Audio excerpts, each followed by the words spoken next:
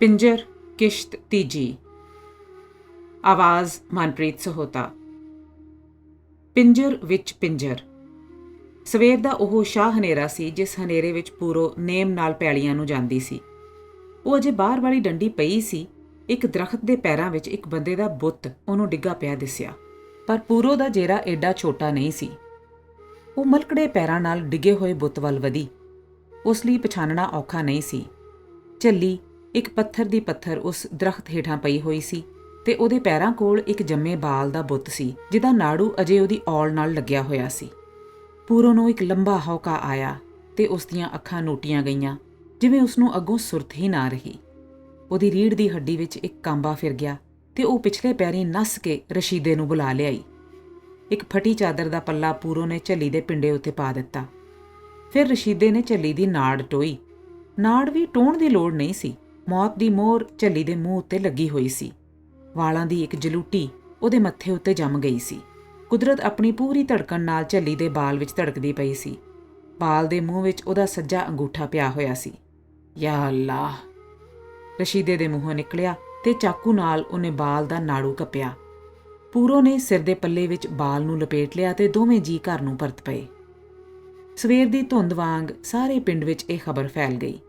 ਆਟਾ ਗੁੰਨਦੀਆਂ ਤੀਵੀਆਂ ਦੇ ਹੱਥੋਂ ਪਰਾਤ ਛੁਟਕ ਗਈ। ਬਲਦੇ ਤੰਦੂਰਾਂ ਨੂੰ ਛੱਡ ਕੇ ਤੀਵੀਆਂ ਪੂਰੋ ਦੇ ਘਰ ਆ ਕੇ ਬਾਲ ਨੂੰ ਵੇਖ ਜਾਂਦੀਆਂ। ਰੂਹ ਦੇ ਗੋੜੇ ਵਰਗਾ ਚਿੱਟਾ ਤੇ ਮਲੂਕ ਬਾਲ ਪੂਰੋ ਨੇ ਨਵਾ ਧਵਾ ਕੇ ਇੱਕ ਪੀੜੀ ਉੱਤੇ ਪਾਇਆ ਹੋਇਆ ਸੀ। ਕੋਸੇ ਦੁੱਧ ਵਿੱਚ ਨਿੱਕੀ ਜਿਹੀ ਟਾਕੀ ਭਿਉਂ ਕੇ ਉਹਨੇ ਉਹਦੇ ਹੋਠਾਂ ਉੱਤੇ ਲਾਈ। ਬਾਲ ਪੂਰੀ ਚੇਤਨਤਾ ਨਾਲ ਦੁੱਧ ਦੀਆਂ ਬੂੰਦਾਂ ਚੂਸੀ ਜਾਂਦਾ ਸੀ। ਜਾਵੇਦ ਆਪਣੇ ਨਿੱਕੇ ਪ੍ਰਾਹੁਣੇ ਨੂੰ ਉੜ ਕੇ ਤੱਕਦਾ ਸੀ। ਰੱਬ ਤੇਰਾ ਭਲਾ ਕਰੇ, ਰੱਬ ਤੈਨੂੰ ਬਹੁਤਾ ਦੇ, ਤੇਰੇ ਬੱਚੇ ਜਿਉਣ, ਹਾਏ ਡਾਢਾ ਕਰਮ ਕੀਤਾ ਈ। ਜ਼ਨਾਨੀਆਂ ਆ ਕੇ ਕਹਿੰਦੀਆਂ, ਤਰਸ ਕਰਨ ਲਈ ਹੱਲਾਸ਼ੇਰੀ ਦਿੰਦੀਆਂ ਤੇ ਪਰਤ ਜਾਂਦੀਆਂ। 2-4 ਬੰਦਿਆਂ ਨੇ ਰਲ ਕੇ ਝੱਲੀ ਦੀ ਲਾਸ਼ ਨੂੰ ਟਿਕਾਣੇ ਲਾ ਛੱਡਿਆ। ਤਰਕਾਲਾਂ ਪੈ ਚੱਲੀਆਂ ਸਨ। ਪੂਰੋ ਬਾਲ ਦੇ ਆਰੇ ਪਾਰੇ ਲੱਗੀ ਹੋਈ ਸੀ। ਰਸ਼ੀਦੇ ਨੇ ਲਾਲਟੈਨ ਦੀ ਬੱਤੀ ਸਾਫ਼ ਕਰਕੇ ਜਦੋਂ ਜਗਾਈ, ਬਾਲ ਨੇ ਦੋਹਾਂ ਮੋਟੀਆਂ ਚੇਤਨ ਅੱਖਾਂ ਨਾਲ ਲਾਲਟੈਨ ਵੱਲ ਤੱਕਿਆ। ਅਜੇ ਉਹਦੀ ਕੱਚੀ ਨਜ਼ਰ ਟਿਕਦੀ ਨਹੀਂ ਸੀ। ਫਿਰ ਉਹ ਆਪਣੇ ਧਿਆਨ ਹੋ ਗਿਆ। ਪੂਰੋ ਨੂੰ ਦਲੀਲਾਂ ਆਉਣ ਲੱਗ ਪਈਆਂ। ਝੱਲੀ ਦੇ ਕਲੂਟੇ ਪਿੰਜਰ ਨੂੰ ਕਿਹੜੇ ਮਰਦ ਨੇ ਹੱਥ ਲਾਇਆ ਹੋਵੇਗਾ? ਖੌਰੇ ਝੱਲੀ ਦੀ ਮਰਜ਼ੀ ਨਾਲ, ਖੌਰੇ ਜ਼ੋਰੀ, ਤੇ ਉਸ ਮਰਦ ਨੂੰ ਕਦੇ ਭੁੱਲ ਕੇ ਵੀ ਚੇਤਾ ਨਾ ਆਇਆ ਕਿ ਉਹਨੇ ਝੱਲੀ ਨਾਲ ਕਿਹੜੀ ਹੋਣੀ ਵਰਤਾ ਦਿੱਤੀ। ਕਦੇ ਉਸ ਭੁੱਖੇ ਮਰਦ ਨੂੰ ਆਪਣੇ ਬਾਲ ਦੀ ਵੀ ਯਾਦ ਨਾ ਆਈ ਜਿਸ ਦੀ ਅਮਾਨਤ ਉਹਨੇ ਝੱਲੀ ਕੋਲ ਰੱਖੀ ਸੀ। ਝੱਲੀ ਨੂੰ ਖੌਰੇ ਪਤਾ ਵੀ ਨਹੀਂ ਹੋਣਾ ਕਿ ਉਹਦੇ ਘਰ ਇੱਕ ਪੁੱਤਰ ਜੰਮੇਗਾ। ਜਣੇਪੇ ਦੀਆਂ ਪੀੜਾਂ ਉਹਨੇ ਕੀਕਣ ਲਈਆਂ ਹੋਣਗੀਆਂ। ਉਹਦੇ ਵਾਸਤੇ ਕਿਸੇ ਦਾਈ ਦਾ ਰਹਿਮ ਨਾ ਉੱਠਿਆ। ਰਾਤ ਦੇ ਹਨੇਰੇ ਵਿੱਚ ਉਹ ਚੀਕਦੀ ਰਹੀ ਹੋਵੇਗੀ। ਖੁੱਲ੍ਹੇ ਹਵਾ ਦੇ ਫਰਾਟਿਆਂ ਨਾਲ ਉਹ ਘੁਲਦੀ ਰਹੀ ਹੋਵੇਗੀ। ਠੰਡੀ ਜ਼ਮੀਨ ਦੀ ਮਿੱਟੀ ਉੱਤੇ ਉਹ ਵਿਲਕਦੀ ਰਹੀ ਹੋਵੇਗੀ। ਪਰ ਕੁਦਰਤ ਦੇ ਕਰੜੇ ਕਾਨੂੰਨ ਦਾ ਬੱਧਾ ਸਾਰੀਆਂ ਪੀੜਾਂ ਲੈ ਕੇ ਉਹਦਾ ਬੱਚਾ ਆਪਣੇ ਆਪ ਬਾਹਰਲੀ ਦੁਨੀਆ ਵਿੱਚ ਆਇਆ ਹੋਵੇਗਾ। ਮਿੱਟੀ ਉੱਤੇ ਢਹਿ ਪਿਆ ਹੋਵੇਗਾ ਤੇ ਪੀੜਾਂ ਨਾਲ ਨੁਚੜੀ ਹੋਈ ਝੱਲੀ ਦੀ ਜਾਨ ਟੁੱਟ ਗਈ ਹੋਵੇਗੀ। ਫਿਰ ਪੂਰੋ ਨੂੰ ਦਲੀਲਾਂ ਆਉਂਦੀਆਂ। ਝੱਲੀ ਨੇ ਜਿਉਂ ਕੇ ਵੀ ਕੀ ਲੈ ਲੈਣਾ ਸੀ? ਉਹਨੇ ਆਪਣੇ ਬਾਲ ਦੀ ਕਿਹੜੀ ਰੱਖ ਕਰਨੀ ਸੀ? ਚੰਗਾ ਹੋਇਆ ਉਹਦੀ ਜਿੰਦ ਛੁੱਟ ਗਈ। ਉਹਦਾ ਬਾਲ ਕਿੱਡਾ ਸੋਹਣਾ ਸੀ। ਵਿੰਗੀਆਂ ਟੇਢੀਆਂ ਹੱਡੀਆਂ ਦੇ ਝੁਲਸੇ ਹੋਏ ਪਿੰਜਰ ਵਿੱਚ ਕਿੰਜ ਏਡਾ ਸੋਹਣਾ ਬਾਲ ਪਲ ਪਿਆ। ਕਿੱਡੀ ਮੋਟੀ ਇਹਦੀ ਅੱਖ ਸੀ। ਸਾਰੇ ਨਕਸ਼ ਸੁਣੱਖੇ ਸਨ। ਪੂਰੇ ਮਰਦ ਦਾ ਇੱਕ ਨਿੱਕਾ ਜਿਹਾ ਢਾਂਚਾ ਸੀ। ਖੌਰੇ ਇਹਦਾ ਪਿਓ ਤੱਤਾ ਕਿਹੜਾ ਸੀ? ਦਲੀਲੇ ਪਈ ਪੂਰੋ ਉਂਗਲਾ ਗਈ। ਉਸਨੇ ਤੱਕਿਆ, ਇੱਕ ਤਿੱਖੀ ਘੋੜੀ ਉੱਤੇ ਉਸਨੂੰ ਸੁੱਟ ਕੇ ਰਸ਼ੀਦਾ ਨੱਸਿਆ ਜਾਂਦਾ ਸੀ। ਕਿਸੇ ਬਾਗ ਦੀ ਇੱਕ ਨਿੱਕੀ ਕੋਠੜੀ ਵਿੱਚ ਉਸਨੂੰ ਪੂਰੇ 3 ਦਿਹਾੜੇ ਰੱਖ ਕੇ ਰਸ਼ੀਦੇ ਨੇ ਉਸਨੂੰ ਘਰੋਂ ਕੱਢ ਛੱਡਿਆ। ਪੂਰੋ ਝੱਲੀ ਹੋ ਗਈ। ਗਲੀਆਂ ਵਿੱਚ ਭੌਣ ਲੱਗ ਪਈ। ਉਹਦੇ ਢਿੱਡ ਵਿੱਚ ਇੱਕ ਬਾਲ ਸੁਰਕਣ ਲੱਗ ਪਿਆ ਤੇ ਫਿਰ ਇੱਕ ਦਿਹਾੜੇ ਇੱਕ ਦਰਖਤ ਦੇ ਸਾਏ ਹੇਠ ਪੂਰੋ ਨੂੰ ਇੱਕ ਬਾਲ ਜੰਮਿਆ ਜਿਹਦੀ ਸ਼ਕਲ ਨਿਰੀ ਪੁਰੀ ਜਵੇਦ ਉੱਤੇ ਸੀ। ਉਹਦਾ ਬਾਲ ਉਹਦੀ ਛਾਤੀ ਨਾਲ ਲੱਗ ਕੇ ਦੁੱਧ ਲਈ ਰੋਂਦਾ ਪਿਆ ਸੀ ਤੇ ਪੂਰੋ ਨੂੰ ਦੁੱਧ ਨਹੀਂ ਸੀ ਆਉਂਦਾ। ਪੂਰੋ ਦੀ ਤ੍ਰਹਿ ਕੇ ਜਾਗ ਖੁੱਲੀ। ਸਾਹਮਣੇ ਪੀੜੀ ਉੱਤੇ ਉਹਦਾ ਨਵਾਂ ਬਾਲ ਡਡਿਆ ਕੇ ਰੋਂਦਾ ਪਿਆ ਸੀ। ਪੂਰੋ ਨੇ ਚੁੱਕ ਕੇ ਛਾਤੀ ਨਾਲ ਲਪੇਟ ਲਿਆ। ਫਿਰ ਡਰ ਕੇ ਆਪਣੇ ਜਾਵੇਦ ਦਾ ਮੂੰਹ ਤੱਕਿਆ ਜਿਹੜਾ ਨਾਲ ਦੀ ਮੰਜੀ ਉੱਤੇ ਝਟਕੂ ਹੋਇਆ ਸੌਂ ਗਿਆ ਸੀ। ਫਿਰ ਪੂਰੋ ਨੇ ਡਰਦਿਆਂ ਬਾਹਰ ਚੁੱਲ੍ਹੇ ਕੋਲ ਬੈਠੇ ਹੋਏ ਰਸ਼ੀਦੇ ਵੱਲ ਵੇਖਿਆ। ਰਸ਼ੀਦਾ ਅਜੇ ਤੱਕ ਉਸਨੂੰ ਛੱਡ ਕੇ ਨਹੀਂ ਸੀ ਗਿਆ ਤੇ ਨਾ ਉਹਨੇ ਉਸਨੂੰ ਘਰੋਂ ਕੱਢਿਆ ਸੀ। ਉਹ ਆਪਣੇ ਘਰ ਵਿੱਚ ਸਹੀ ਸਲਾਮਤ ਸੀ। ਰਸ਼ੀਦਾ ਉਹਦਾ ਬੜਾ ਮਿਹਰਬਾਨ ਖਾਵੰਦ ਸੀ ਤੇ ਜਾਵੇਦ ਉਹਦਾ ਘੁੰਗਰੇ ਵਾਲੇ ਵਾਲਾਂ ਵਾਲਾ ਬੜਾ ਸੋਹਣਾ ਪੁੱਤਰ ਸੀ। ਉਹਦੀ ਗਲੀ ਵਾਲੀ ਕੰਮੋਂ ਵੀ ਉਹਨੂੰ ਚੋਰੀ ਛੁਪੇ ਘੁੱਟ ਮਿਲਦੀ ਸੀ। ਪੂਰੋ ਦੀਆਂ ਆਂਦਰਾਂ ਨੂੰ ਵੰਡਾਂਦੀ ਸੀ ਤੇ ਹੁਣ ਉਹਦਾ ਟੱਬਰ ਹੋਰ ਵੱਧ ਗਿਆ ਸੀ। ਉਹਦੇ ਘਰ ਰੱਬ ਨੇ ਆਪੇ ਹੀ ਇੱਕ ਹੋਰ ਪੁੱਤਰ ਘੱਲ ਦਿੱਤਾ ਸੀ। ਪੂਰੋ ਨੇ ਉੱਠ ਕੇ ਨਵੇਂ ਬਾਲ ਦਾ ਮੱਥਾ ਚੁੰਮ ਲਿਆ। ਪੂਰੋ ਨੇ ਉੱਠ ਕੇ ਚਿੱਟੇ ਜ਼ੀਰੇ ਦੀ ਤਲੀ ਭਰ ਕੇ ਖਾਧੀ। ਜਾਵੇਦ ਪੂਰੋ ਦਾ ਪੂਰੇ 2 ਵਰੇ ਦੁੱਧ ਪੀਂਦਾ ਰਿਹਾ ਸੀ ਤੇ ਅਜੇ ਦੁੱਧ ਛੁਡਾਇਆ ਪੂਰੋ ਨੂੰ ਬਹੁਤਾ ਚਿਰ ਨਹੀਂ ਸੀ ਹੋਇਆ। ਉਸਨੇ ਸੁਣਿਆ ਹੋਇਆ ਸੀ ਕਿ ਚਿੱਟਾ ਜ਼ੀਰਾ ਫੱਕਣ ਨਾਲ ਤਰੀਮਤ ਨੂੰ ਦੁੱਧ ਉਤਰ ਆਉਂਦਾ ਹੈ। ਉਸਨੇ ਨਿੱਕੇ ਬਾਲ ਨੂੰ ਆਪਣੇ ਦੁੱਧ ਅੱਗੇ ਪਾ ਲਿਆ। 3 ਦਿਹਾੜੇ ਲੰਘੇ, ਪੂਰੋ ਨੂੰ ਸੱਚੀ ਮੁੱਚੀ ਦੁੱਧ ਉਤਰ ਆਇਆ। ਪਿੰਡ ਦੀਆਂ ਤਰੀਮਤਾਂ ਤੱਕ ਹੈਰਾਨ ਹੁੰਦੀਆਂ। ਮੁੰਡਾ ਪੂਰੋ ਦਾ ਨਿੱਕਾ ਪੁੱਤਰ ਬਣ ਕੇ ਪਲਣ ਲੱਗ ਪਿਆ। ਦਾਅਵੇਦਾਰ। ਜੁੜੀਆਂ ਹੋਈਆਂ ਪਾਥੀਆਂ ਵਿੱਚ ਜਿਵੇਂ ਨਿੱਕੀ ਨਿੱਕੀ ਅੱਗ ਧੁਖਦੀ ਹੈ, ਪਿੰਡ ਵਿੱਚ ਘੁਸਰ ਮੁਸਰ ਚੱਲ ਪਈ ਸੀ। ਝੱਲੀ ਹਿੰਦੂ ਔਰਤ ਸੀ, ਉਹਦੇ ਬੱਚੇ ਨੂੰ ਮੁਸਲਮਾਨਾਂ ਲੈ ਲਿਆ ਏ। ਸਾਰੇ ਪਿੰਡ ਦੇ ਵਹਿੰਦਿਆਂ ਉਹਨਾਂ ਨੇ ਹਿੰਦੂ ਬੱਚੇ ਨੂੰ ਮੁਸਲਮਾਨ ਬਣਾ ਲਿਆ ਏ। ਬਿੱਲੀ ਜਿਵੇਂ ਆਪਣੇ ਬਲੂੰਗੜੇ ਨੂੰ ਥਾਂ ਥਾਂ ਚੁੱਕੀ ਫਿਰਦੀ ਹੈ, ਪੂਰੋ ਨਿੱਕੇ ਮੁੰਡੇ ਨੂੰ ਗਲ ਨਾਲ ਲਾ ਕੇ ਪਿਛਲੇ ਅੰਦਰ ਵੜ ਬਹੇ। ਕੰਧਾਂ ਨੂੰ ਚੀਰ ਕੇ ਵੀ ਗੱਲਾਂ ਉਹਦੇ ਕੰਨਾਂ ਵਿੱਚ ਪੈ ਜਾਂਦੀਆਂ। ਪਹਿਲਾਂ ਤਾਂ 1-2 ਹਿੰਦੂ ਘਰਾਂ ਵਿੱਚ ਬੈਠਕਾਂ ਹੁੰਦੀਆਂ ਰਹੀਆਂ। ਪੱਕੀ ਗੱਲ ਏ, ਝੱਲੀ ਹਿੰਦੂ ਸੀ ਜੀ, ਕੋਈ ਕਹਿੰਦਾ। ਅਸਾਂ ਆਪ ਸੁਣਿਆ ਹੋਇਆ ਹੈ, ਉਹ ਲਾਲੇ ਮੂਸੇ ਦੇ ਇੱਕ ਤਕੜੇ ਘਰ ਦੀ ਧੀ ਸੀ। ਚੰਗੀ ਭਲੀ ਨੂੰ ਉਹਦੀ ਸੌਕਣ ਨੇ ਮਸਾਣ ਖਵਾ ਦਿੱਤੇ ਸਨ, ਉਦੋਂ ਦੀ ਉਹ ਝੱਲੀ ਹੋ ਗਈ ਸੀ। ਕੋਈ ਹੋਰ ਕਹਿੰਦਾ, ਸੁਣਿਆ ਏ ਘਰਦਿਆਂ ਨੇ ਬੜੇ ਸੰਗਲ ਮਾਰ ਰੱਖੇ, ਪਰ ਉਹਦੀ ਕਿਸਮਤ ਵਿੱਚ ਖੁਆਰੀ ਲਿਖੀ ਸੀ। ਕੋਈ ਹੋਰ ਕਹਿੰਦਾ, ਇਹ ਤੇ ਹੋਈਆਂ ਗੱਲਾਂ, ਮੈਂ ਆਪ ਉਹਦੀ ਖੱਬੀ ਬਾਂਹ ਉੱਤੇ ਓਮ ਖੁਦਿਆ ਹੋਇਆ ਵੇਖਿਆ ਏ। ਕੋਈ ਹੋਰ ਜਣਾ ਜ਼ਮੀਨ ਉੱਤੇ ਹੱਥ ਮਾਰ ਕੇ ਕਹਿੰਦਾ, ਹਨੇਰੇ ਯਾਰੋ, ਸਾਡੇ ਵਹਿੰਦਿਆਂ ਮੁਸਲਮਾਨ ਸਾਡੀਆਂ ਅੱਖਾਂ ਵਿੱਚ ਘੱਟਾ ਪਾ ਗਏ। ਉਹ ਲਾਹਨਤ ਏ ਸਾਡੇ ਤੇ, ਹਿੰਦੂ ਬਾਲ ਉਹਨਾਂ ਨੇ ਮਿੰਟਾਂ ਵਿੱਚ ਮੁਸਲਮਾਨ ਬਣਾ ਲਿਆ। ਛੋੜੋ ਓਏ ਯਾਰੋ, ਖੋਰੇ ਕਿਹਦੀ ਬਲਾ ਉਹ ਹੈ ਤੇ ਖੋਰੇ ਕਿਹਦੀ ਨਹੀਂ, ਅਸਾਂ ਉਸ ਕਤੂਰੇ ਨੂੰ ਕਿੱਥੇ ਬੰਨਣਾ ਹੈ। ਕੋਈ ਜਣਾ ਵਿੱਚੋਂ ਇਹ ਵੀ ਕਹਿ ਦਿੰਦਾ, ਉਹ ਨਲੈਕਾ, ਸਵਾਲ ਇਸ ਵੇਲੇ ਧਰਮ ਦਾ ਹੈ। ਇਸ ਤਰ੍ਹਾਂ ਤੇ ਕੱਲ ਨੂੰ ਉਹ ਸਾਰਾ ਪਿੰਡ ਮੁਸਲਮਾਨ ਬਣਾ ਲੈਣਗੇ ਤੇ ਤੂੰ ਉਹਨਾਂ ਦਾ ਮੂੰਹ ਵੇਂਦਾ ਰਹੇ। 1-2 ਜਣੇ ਇਕੱਠੇ ਹੀ ਉੱਚੀ ਬੋਲ ਪੈਂਦੇ। ਕਮਰੇ ਦੀ ਹਵਾ ਇਸ ਤਰ੍ਹਾਂ ਹੋ ਜਾਂਦੀ ਜਿਵੇਂ ਵੱਜੇ ਹੋਏ ਬੂਹਿਆਂ ਵਿੱਚ ਉਹ ਕੁੱਟੀ ਗਈ ਹੋਵੇ। ਅਸੀਂ ਮੁੰਡੇ ਨੂੰ ਵਾਪਸ ਲਾਂਗੇ, ਵੇਖਦੇ ਆ ਕਿਹੜਾ ਸਾਡਾ ਹੱਥ ਫੜ ਲੈਂਦਾ ਹੈ। ਉਹ ਜੀ ਵਿੱਚੋਂ ਤੇ 4 ਛਿਲੜਾਂ ਦੀ ਗੱਲ ਏ ਨਾ, ਮੈਰੀ ਨੂੰ ਚੰਦਾ ਇਕੱਠਾ ਕਰ ਦਿਆਂਗੇ, ਆਪੇ ਉਹ ਮੁੰਡੇ ਨੂੰ ਪਾਲ ਛੱਡੇਗੀ। ਕੋਈ ਜਣਾ ਜੋਸ਼ ਨਾਲ ਭੋਏ ਤੋਂ ਅਗਾਂਹ ਸਰਕ ਕੇ ਆਖਦਾ, ਐਡੇ ਗਏ ਗੁਜ਼ਰੇ ਹੋਏ ਤੇ ਨਹੀਂ, ਸਾਰੇ ਪਿੰਡ ਕੋਲੋਂ ਰਲ ਕੇ ਇੱਕ ਮੁੰਡਾ ਨਾ ਪਲੇਗਾ। ਖੋਰੇ ਮੁੰਡਾ ਵੀ ਝੱਲੀ ਵਾਂਗਣ ਗੂੰਗਾ ਬੋਲਾ ਹੀ ਨਿਕਲਦਾ ਹੈ ਕਿ। ਵਿੱਚੋਂ ਫਿਰ ਕੋਈ ਹੋਰ ਜਣਾ ਕਹਿ ਦਿੰਦਾ, ਉਹ ਤਾਂ ਕੀ ਏ, ਧਰਮਸ਼ਾਲਾ ਵਿੱਚ ਵੱਡਾ ਹੋ ਕੇ ਝਾੜੂ ਲਾ ਛੱਡਿਆ ਕਰੇਗਾ, 2 ਟੁੱਕਰ ਹੀ ਖਾਣੇ ਸੂ। ਫਿਰ ਉਹ ਇੱਕ ਦੂਜੇ ਦੀ ਦਲੇਰੀ ਉੱਤੇ ਥਾਪੀਆਂ ਦਿੰਦੇ, ਖੁਸ਼ ਹੁੰਦੇ। ਪਹਿਲਾਂ ਮੈਰੀ ਨੂੰ ਤੇ ਪੁੱਛ ਲਓ, ਕੋਈ ਜਣਾ ਗੱਲ ਕਰ ਦਿੰਦਾ, ਅੱਖਾਂ ਰੱਖੇਗੀ ਨਾ, ਚਾਂਦੀ ਦੀ ਜੁੱਤੀ ਉਹਦੇ ਸਿਰ ਤੇ ਮਾਰਾਂਗੇ ਤੇ ਤਾਂ ਮੁੰਡੇ ਦੀ ਗੱਲ ਕਰਾਂਗੇ ਨਾ। ਓਏ ਮੁੰਡੇ ਦਾ ਕੀ ਏ, ਧਰਮਸ਼ਾਲਾ ਵਿੱਚ ਤੇ ਮਾਲ ਡੰਗਰ ਦਾ ਹੀ ਏਡਾ ਕੰਮ ਹੈ, ਮੁਫਤ ਦਾ ਕੰਮੀ ਮਿਲ ਜਾਏਗਾ। ਹਾਂ, ਕੋ ਅਜੇ ਲੱਥੀ ਨਹੀਂ ਤੇ ਓਏ ਮੁੰਡਾ ਪਲ ਤੇ ਲਵੇ ਪਹਿਲੋਂ ਉਹਦਾ। ਓਏ ਮਰਦੇ ਕਿਉਂ ਜਾਂਦੇ ਹੋ, ਜੇ ਧਰਮ ਦੇ ਨਾਂ ਉੱਤੇ ਤੁਸੀਂ ਇੰਨਾ ਵੀ ਨਹੀਂ ਕਰ ਸਕਦੇ ਤੇ ਪਵੋ ਠੱਠੇ ਖੂਹ ਵਿੱਚ। ਉਹ ਤੁਹਾਡੀ ਪੈਲੀ ਦਾ ਪਾਣੀ ਕੋਈ ਆਪਣੀ ਪੈਲੀ ਨੂੰ ਲਾ ਲਵੇ ਤੇ ਤੁਸੀਂ ਲੋਕ ਉਹਦਾ ਸਿਰ ਪਾੜ ਛੱਡਦੇ ਹੋ। ਅੱਜ ਤੁਹਾਡੇ ਹਿੰਦੂਆਂ ਦਾ ਉਹ ਮੁੰਡਾ ਚੁੱਕ ਕੇ ਲੈ ਗਏ ਤੇ ਤੁਹਾਡੇ ਮੂੰਹ ਨੂੰ ਉੱਲੀ ਲੱਗ ਗਈ ਹੈ। ਕਮਰੇ ਦੀ ਹਵਾ ਇਸ ਤਰ੍ਹਾਂ ਹੋ ਜਾਂਦੀ ਜਿਵੇਂ ਉਹਦੇ ਵਿੱਚ ਪੱਥਰ ਦੇ ਕੋਲਿਆਂ ਦਾ ਧੂੰਆਂ ਰਲ ਗਿਆ ਹੋਵੇ। ਹੁਣ ਰਸ਼ੀਦਾ ਜਦੋਂ ਬਾਹਰ ਆਪਣੇ ਖੇਤਾਂ ਨੂੰ ਜਾਂਦਾ, ਕੋਲੋਂ ਲੰਘਦੇ ਜਾਂਦੇ ਹਿੰਦੂ ਉਹਦੇ ਵੱਲ ਕੈਰੀਆਂ ਅੱਖਾਂ ਨਾਲ ਤੱਕਦੇ। ਰਸ਼ੀਦਾ ਮੂੰਹ ਧਿਆਨ ਤੁਰੀ ਜਾਂਦਾ। 1-2 ਵਾਰ ਰਸ਼ੀਦੇ ਨੇ ਪੋਲੇ ਪੂਰੋ ਨੂੰ ਆਖਿਆ ਭਈ ਪਿੰਡ ਦੀ ਹਵਾ ਚੰਗੀ ਨਹੀਂ। ਉਹਨਾਂ ਨੇ ਇਸ ਝਗੜੇ ਵਿੱਚੋਂ ਕੀ ਲੈਣਾ ਸੀ, ਗੱਲ ਵਾਧੀ ਘਾਟੀ ਹੋ ਜਾਵੇਗੀ। ਉਹ ਜਾਣੇ, ਉਹ ਮੁੰਡਾ ਲੈ ਜਾਣ, ਜੇ ਉਹਨਾਂ ਦੀ ਇਹੋ ਹੀ ਮਰਜ਼ੀ ਏ, ਜੋ ਮੁੰਡੇ ਦੀ ਕਿਸਮਤ ਏ ਹੋ ਜਾਵੇਗਾ। ਪੂਰੋ ਕਹਿੰਦੀ ਤੇ ਕੁਝ ਨਾ, ਉਂਝ ਉਹਨੂੰ ਹੌਲ ਪੈਂਦਾ। ਉਹਨੇ ਹੱਡੀਆਂ ਦੇ ਨਿੱਕੇ ਜਿੰਨੇ ਪਿੰਜਰ ਨੂੰ ਦਿਓਂ ਰਾਤੀ ਗਲ ਨਾਲ ਲਾ ਕੇ 6 ਮਹੀਨਿਆਂ ਦਾ ਕੀਤਾ ਸੀ। ਹੁਣ ਉਹ ਵੀ ਜਾਵੇਦ ਵਰਗਾ ਗੋਬਲਾ ਨਿਕਲਦਾ ਆਉਂਦਾ ਸੀ। ਉਹਦੀਆਂ ਅੱਖਾਂ ਵਿੱਚ ਪੂਰੋ ਦੀ ਪਛਾਣ ਪੈਂਦੀ ਜਾਂਦੀ ਸੀ। ਜਿੱਧਰ ਪੂਰੋ ਹੁੰਦੀ ਉੱਧਰ ਉਹਦੀਆਂ ਅੱਖਾਂ ਮੁੜਦੀਆਂ। ਉਹ ਰਸ਼ੀਦੇ ਨੂੰ ਤੱਕ ਕੇ ਉੱਲਰਦਾ ਸੀ। ਫਿਰ ਪੂਰੋ ਸੋਚਦੀ, ਪਹਿਲੇ ਹੀ ਦਿਨ ਹਿੰਦੂਆਂ ਨੂੰ ਕਿਉਂ ਨਾ ਚੇਤਾ ਆਇਆ, ਉਹਨੂੰ ਲੈ ਜਾਂਦੇ, ਪਾਲ ਲੈਂਦੇ, ਉਹਨੂੰ ਮਾਂ ਦੀ ਗੋਦ ਦਿੰਦੇ, ਉਹਨੂੰ ਪਿਓ ਦਾ ਨਿੱਘ ਦਿੰਦੇ। ਪੂਰੋ ਨੇ 6 ਮਹੀਨੇ ਰਾਤਾਂ ਜਾਗ ਕੇ ਕੱਟੀਆਂ ਸਨ। ਉਸਨੇ ਜ਼ੀਰਾ ਫੱਕ ਕੇ ਆਪਣੀਆਂ ਨਾੜਾਂ ਵਿੱਚੋਂ ਦੁੱਧ ਵਗਾਇਆ ਸੀ। ਉਸਨੇ ਉਹਦਾ ਮੈਲਾ ਧੋ ਕੇ ਆਪਣੇ ਨਹੁੰ ਘਸਾ ਲਏ ਸਨ। ਫਿਰ ਪੂਰੋ ਨੂੰ ਚੇਤਾ ਆਉਂਦਾ, ਉਹਨੇ ਆਪ ਮੁੰਡੇ ਨੂੰ ਸ਼ਹਿਦ ਦੀ ਗੁੜਤੀ ਦਿੱਤੀ ਸੀ ਤੇ ਆਪਣੇ ਲਾਗੇ ਦੇ ਮਸਲੱਕੇ ਘਰਾਂ ਵਿੱਚ ਪੰਜੀਰੀ ਵੰਡੀ ਸੀ ਕਿ ਮੁੰਡੇ ਨੂੰ ਕਦੇ ਵੱਡਿਆਂ ਹੋ ਕੇ ਇਹ ਖਿਆਲ ਨਾ ਆਵੇ ਭਈ ਉਸਦਾ ਕਿਸੇ ਨੇ ਕਦੀ ਕੀਤਾ ਕੁਝ ਨਾ। ਇੱਕ ਦਿਨ ਪਿੰਡ ਦੇ ਮੋਹਰੀ ਹਿੰਦੂਆਂ ਨੇ ਰਸ਼ੀਦੇ ਨੂੰ ਬੁਲਾ ਭੇਜਿਆ। ਪੂਰੋ ਦੇ ਹੋਠਾਂ ਉੱਤੇ ਸਿੱਕੜੀ ਜੰਮ ਗਈ। ਉਹ ਦਲੀਲੇ ਪੈ ਗਈ। ਸਾਰਾ ਚੌਣਾ ਉਸਨੇ ਚੁੱਕਿਆ ਸੀ। ਰਸ਼ੀਦੇ ਨੂੰ ਉਹ ਮਾੜਾ ਚੰਗਾ ਆਖਣਗੇ, ਰਸ਼ੀਦੇ ਦੀ ਉਹ ਬੇਇੱਜ਼ਤੀ ਕਰਨਗੇ। ਪੂਰੋ ਕਹਿ ਰਹੀ ਸੀ ਕਿ ਉਹ ਰਸ਼ੀਦੇ ਦੇ ਨਾਲ ਜਾਏਗੀ, ਉਹ ਉਹਨਾਂ ਦੇ ਸਵਾਲਾਂ ਦੀ ਦੇਣਦਾਰ ਸੀ। ਉਹ ਆਪ ਜਾ ਕੇ ਉਹਨਾਂ ਕੋਲੋਂ ਮੁੰਡੇ ਦੀ ਖੈਰ ਮੰਗ ਲਵੇਗੀ। ਪਰ ਰਸ਼ੀਦਾ ਨਾ ਮੰਨਿਆ ਤੇ ਕੱਲਾ ਆਪ ਜਿੱਥੇ ਉਹਨਾਂ ਲੋਕਾਂ ਨੇ ਬੁਲਾਇਆ ਸੀ ਚਲਾ ਗਿਆ।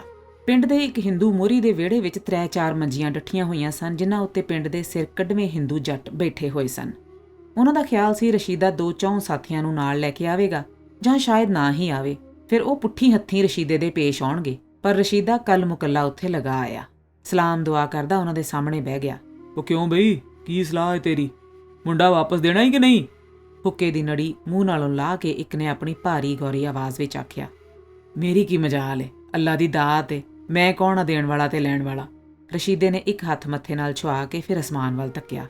ਇਹ ਤੇ ਹੋਈਆਂ ਮੋਮੋ ਠਗਣੀਆਂ ਗੱਲਾਂ, ਸਿੱਧੀ ਤਰ੍ਹਾਂ ਗੱਲ ਕਰ। ਇੱਕ ਨੇ ਤੈਸ਼ ਵਿੱਚ ਆਣ ਕੇ ਕਿਹਾ। ਮੈਂ ਤੇ ਅੱਲਾ ਦੇ ਰਹਿਮ ਤੇ ਉਹਨੂੰ ਚੁੱਕ ਲਿਆਂਦਾ ਏ। ਜੇ ਉੱਥੇ 2 ਘੜੀਆਂ ਦੇਰੀ ਨਾਲ ਜਾਂਦਾ ਤੇ ਖੌਰੇ ਕੋਈ ਕੁੱਤਾ ਬਿੱਲਾ ਹੀ ਉਹਨੂੰ ਮੂੰਹ 'ਚ ਪਾ ਲੈਂਦਾ, ਪਰ ਉਹਦੀ ਅੱਲਾ ਵੱਲੋਂ ਵਧੀ ਹੋਈ ਸੀ। ਠੀਕ ਏ, ਜੇ ਰੱਬ ਵੱਲੋਂ ਧਾਗਾ ਲੰਮਾ ਏ ਤੇ ਕੋਈ ਤਰੋੜ ਨਹੀਂ ਸਕਦਾ, ਪਰ ਤੈਨੂੰ ਪਤਾ ਹੋਣਾ ਚਾਹੀਦਾ ਹੈ ਕਿ ਉਹਦੀ ਮਾਂ ਹਿੰਦੂ ਤਰੀਮਤ ਸੀ ਤੇ ਇੱਕ ਹਿੰਦੂ ਦੇ ਬੱਚੇ ਨੂੰ ਚੁੱਕ ਕੇ ਲੈ ਜਾਣਾ ਅਸੀਂ ਸਹਾਰ ਨਹੀਂ ਸਕਦੇ। ਉਹ ਭਲਿਓ ਲੋਕੋ, ਮੈਨੂੰ ਨਹੀਂ ਪਤਾ ਉਹ ਹਿੰਦੂ ਸੀ ਕਿ ਕੌਣ। ਉਹ ਹਿੰਦੂ ਘਰਾਂ ਤੋਂ ਵੀ ਖਾਂਦੀ ਸੀ, ਮੁਸਲਮਾਨ ਘਰਾਂ ਤੋਂ ਵੀ ਖਾਂਦੀ ਸੀ, ਰਸ਼ੀਦਾ ਕਹਿ ਰਿਹਾ ਸੀ। ਪਰ ਉਹ ਤਾਂ ਸ਼ੁਦੈਣ ਸੀ, ਤੂੰ ਤਾਂ ਸ਼ੁਦਾਈ ਨਹੀਂ। ਵਿੱਚੋਂ ਹੀ ਗੱਲ ਟੋਕ ਕੇ ਕੋਈ ਬੋਲ ਪਿਆ। ਠੀਕ ਏ, ਪਰ ਤੁਸੀਂ ਪਹਿਲੇ ਹੀ ਦਿਨ ਉਸ ਮੁੰਡੇ ਨੂੰ ਲੈ ਲੈਂਦੇ, ਪਾਲ ਲੈਂਦੇ। ਮੈਂ ਕਦੋਂ ਨਾ ਕੀਤੀ ਸੀ? ਮੁੱਠੀ ਕੁ ਜਿੰਨਾ ਉਹ ਪਿੰਜਰ ਸੀ, ਮੇਰੀ ਘਰਵਾਲੀ ਨੇ ਪੋਰਿਆ ਕਰਕੇ 6 ਮਹੀਨੇ ਕੱਢੇ ਨੇ। ਹੁਣ ਮੁੰਡਾ ਬਚ ਪਿਆ ਏ ਤੇ ਤੁਹਾਨੂੰ ਵੀ ਯਾਦ ਆ ਗਈ ਏ। ਅੱਲਾ ਦਾ ਖੌਫ ਖਾਓ। ਰੱਬ ਤਰਸੀ ਤੁਸੀਂ ਪਾਲਣਾ ਏ ਤੇ ਰੱਬ ਤਰਸੀ ਮੈਂ ਪਿਆ ਪਾਲਣਾ ਵਾ। ਹੋਰ ਮੈਂ ਵਿੱਚੋਂ ਕੀ ਲੈਣਾ ਦੇਣਾ ਏ?